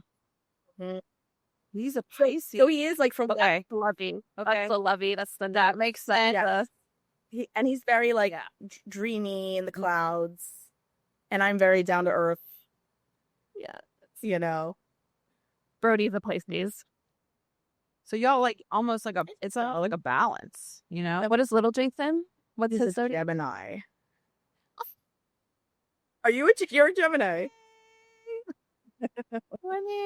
Yeah, I'm a Gemini. I'm a proud Gemini here. So I love when I hear some more Geminis out there. Yes. He was supposed to cause be chaos. Leo. Yeah. I bought a bunch of lion shit. Like everything was lions. And I was so excited. But then I knew I was going to have a C-section. I said, okay, he's going to be a Cancer. And I thought, that's good. I know Cancers. And I said, just please don't make him a Gemini. And then because I've known crazy Geminis. And I've dated crazy men Geminis. And of course, he came 2 months early and was a Gemini. But I have a niece who's a Gemini and she's normal. So I said, okay. So far, I'm enjoying him. So we get a bad rap, but we're actually he's definitely got two sides. He could be laughing 1 second, crying the next. But they're sweet, then they're sour. The mood swings. Yes. The mood swings might give you a whiplash, but yes, I'm enjoying him. So he's changing my my past, experiences with Geminis. Oh, what a cutie. Well, we thank you so much, Donna, for being here and sharing your story and learning so much just from your story that I didn't know before. And I know that your story can also help others who might be in a similar situation with someone coming home and navigating that and, making it work even through the challenges that you might face. And, the expectations you might have might not really happen the way you planned it, and how to rebound from that and how to keep going and how to keep loving and finding love in some of the, most hopeless places, but holding on to that and letting it flourish even after incarceration. It's such an inspirational and powerful story. And I love y'all's relationship and how successful y'all have been, even if it didn't feel successful in moments, So thank you for having me here with us. Paige, I'm getting a phone call. Guess who it's from? I'll give you one guess. Is it my boy? It's your boy. Hello, this is a prepaid collect call from Frederick. an inmate at Florida Correctional Institution. All right, guys. Florida Fred just called. It's time to press 1. And that means it's time for your questions and comments. Every Friday, we put up on our story on Instagram for you to question or comment. And anytime, if you want, you can always leave us a speaky pipe. Just go to our link tree, either on TikTok, Facebook, or Instagrams, and you can access our link to speaky pipes to leave us a voice note. All right, Paige, so we did get one question and I have one comment. So did you want to start with the question? I do. The first one we have, or I guess the only one we have, is what do your hubbies do to keep themselves as cool as possible in this horrible heat? Ooh, good question. Yeah, I will say Joseph is very lucky right now. Although he is in Southern California, his prison is very close to the coast. So there are breezes that come through, but that does not matter because there are still times where it gets hot down there, and there's there's the humidity and all of that, and it's a lot. I know one thing that he likes to do is like get cold water on a towel or something and then like put it on like either like their head or their back and like trying to keep it cool like that. I wish I would have known this question before I would have asked him, and he would have given me a wonderful answer. Okay. Can I tell you all that Mike does? Because we're here in Louisiana. I mean, obviously right now the feels temp today is going to be about 105, 100% humidity. And at night it probably gets down to about feels like 95. So what Mike does is they get ice. They get ice on the regular. And he will get an ice bag, like a Ziploc bag, fill it with ice. And he will actually not sleep in his bed. It's too hot to sleep in his bed. So he sleeps on the cement floor. Oh, wow. During the summer. And he'll put the ice bag on his chest, on top of his heart, because he said that if you put it on top of your heart, it cools your blood. So when it flows through your veins and arteries, it'll cool your whole body off. So that's what he does. And obviously he sleeps just in boxers. That's it. So on the cement floor in boxers with an ice bag on his chest. Wow. Yeah.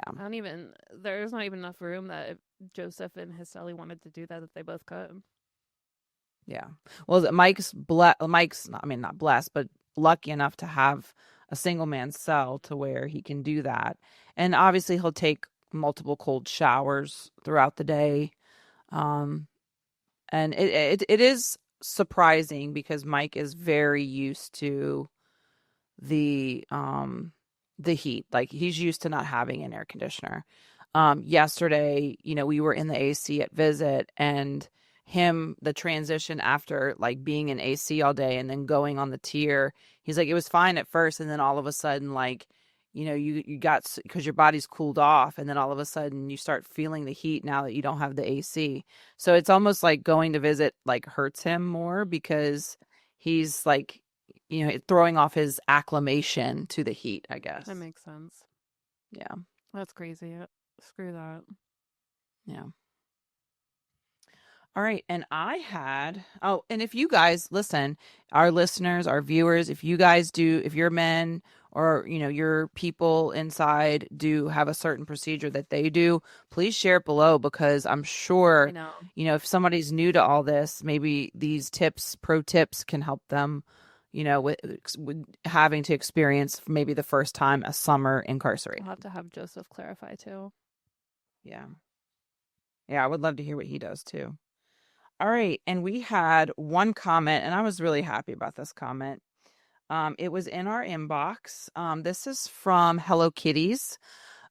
She follows us, so shout out to her. She does not have anybody incarcerated. So just so you know, she participates. She comes through. She asks questions. She leaves us messages. Love that. Yeah. And she doesn't have anybody incarcerated, but she told me this. That's like she left us special when that happens, but sorry. Yeah, no. And like, whenever I put the questions up, she'll ask questions every week, almost. Not every week, but she's pretty regular. All right. Hello Kitty said, I don't know any incarcerated individuals, but I love your show so much and look forward to new episodes. Anyway, at work, I was reading an email that used the acronym LWOP. My immediate instinct was to think She'd leave without pay.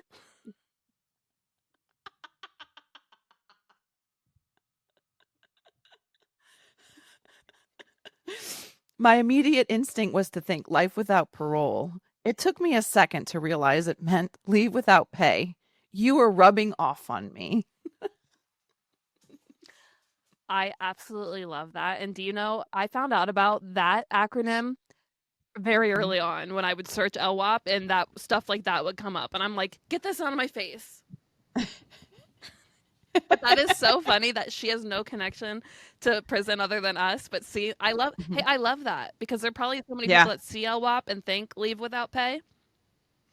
Mm-hmm. Life without parole. And don't know the other acronym Yeah, for it. so I kind of love that. Thank you for sharing that with us. I love that. Oh my God. Thank you so much for that. I was cracking up laughing.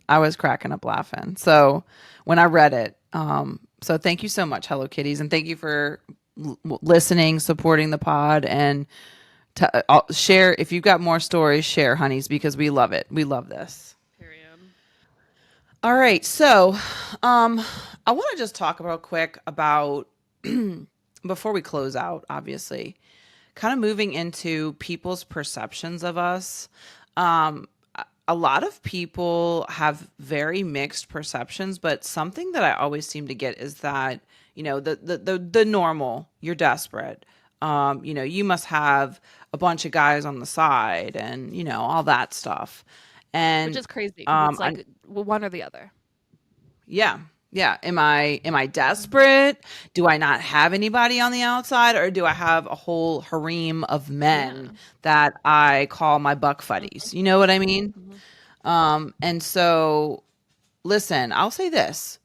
Everybody has different relationships and different, that goes for here and that goes for inside. So I'm not judging, but I know, some people think that we automatically, since we're not having like a lot of us, because most of the states don't have conjugal visits, that we're, desperate and horny all the time. Like that's the two things we always get. So I know you wanted to kind of hit on this, Paige. I just think it's so funny because that's like Gigi said, one of the things I get a lot other than like the desperate stuff is that, oh, well, there's no way that she doesn't have other men out here. Which first off, like, what are you talking about? But then just the reality of the situation, because I know y'all know, and I just want y'all to know that we feel you and hear you.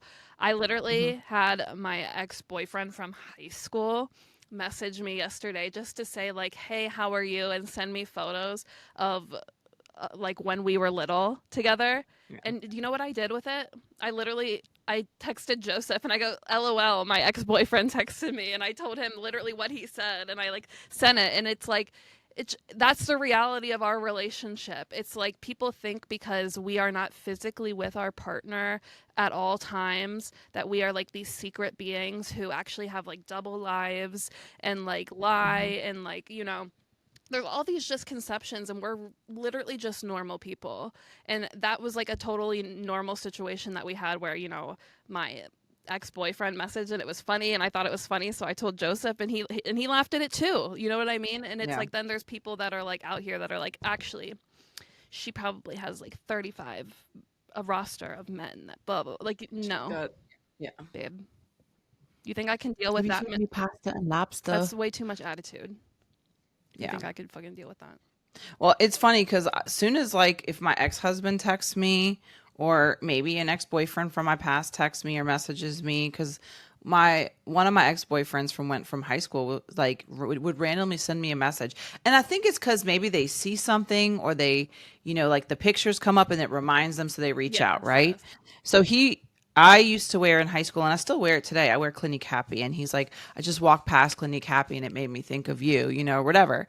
So the first thing I'm doing is running and telling Michael. Literally, like people think that we like that would happen, and then we're like, oh, and I'm not, like Joseph knows that most things that happen to me, y'all. Like we talk to these men all the time. Like I don't think. Yeah. That's our main, like that's our main staple of our relationship is talking and communicating. So. We're going to talk about all the things that happen in my day-to-day life, whether they're interesting or bizarre or fun or happy or sad. I mean, We run straight to our husbands. Just saying. We are the same as everyone else. It makes me think of that meme. Do you remember the meme? It's like, I want to say, who's the guy that plays Captain America? Chris Pine? Is it Chris Pine? I'm terrible at this shit. Don't ask me. Okay. And it's like me when I tell my husband, like I treat him like my best friend and I tell him all the tea. And it's like the guy, like he's got the nails. Yeah. Like that's me and Mike. Like we gossip. Like we are best friends. And that's who I'm running to tell all my stories to. Yep. So. Agreed. Newsflash. And I don't have 35 men on my roster. Yeah. And I don't even like 35 men. I can't name 35 men I like.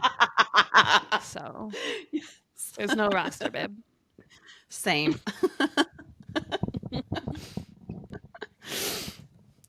Well, you guys, I guess this is a great place to close out. And maybe we'll think of a good meme to go with that. Anyway, I think that would be fun. We do. We need to think of a good one.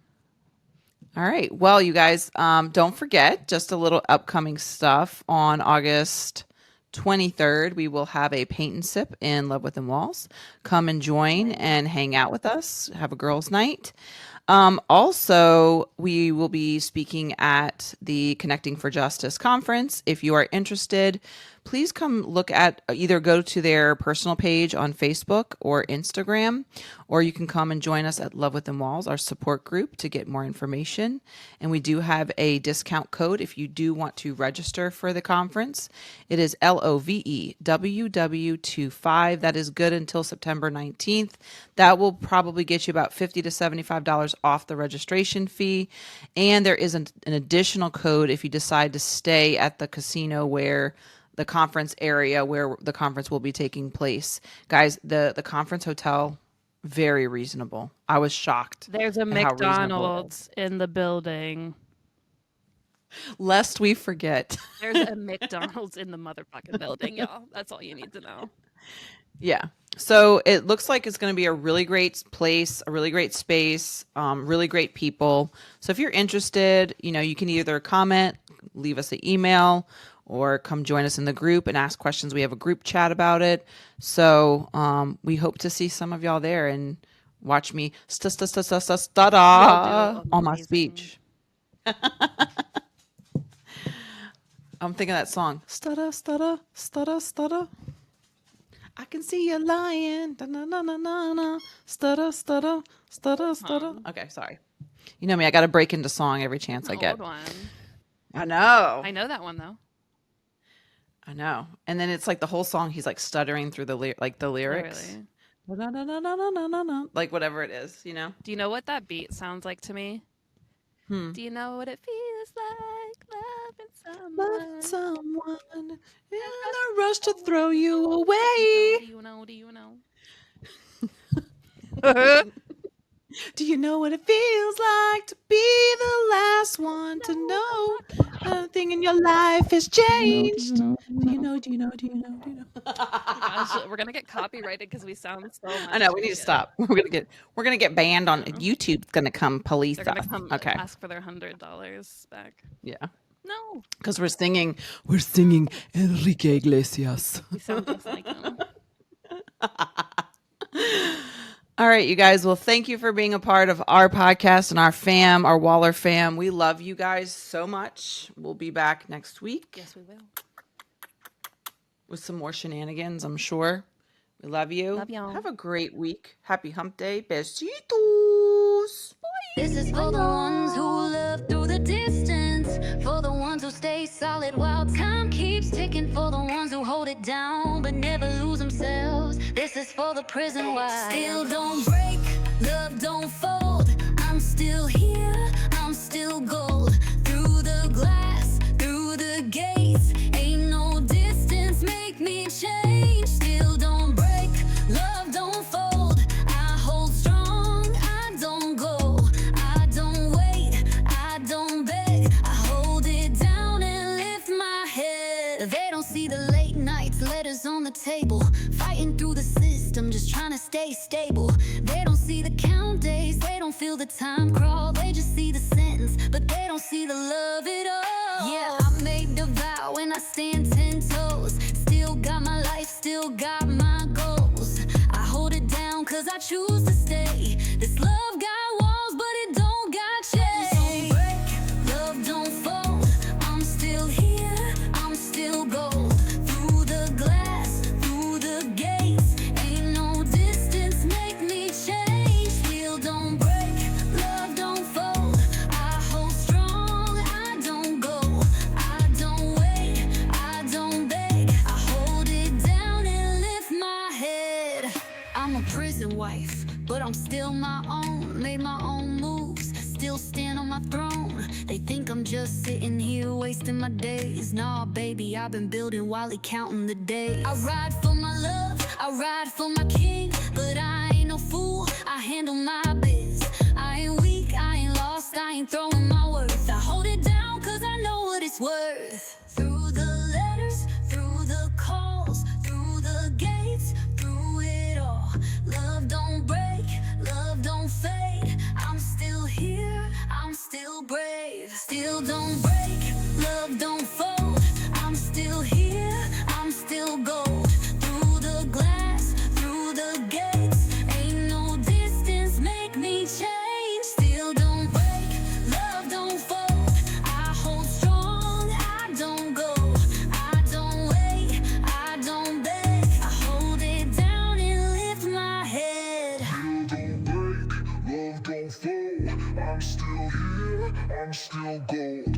Through the glass, through the gates, ain't no distance make me change. Still don't break, love don't fold. I hold strong, I don't go. I don't wait, I don't beg. I hold it down and lift my head.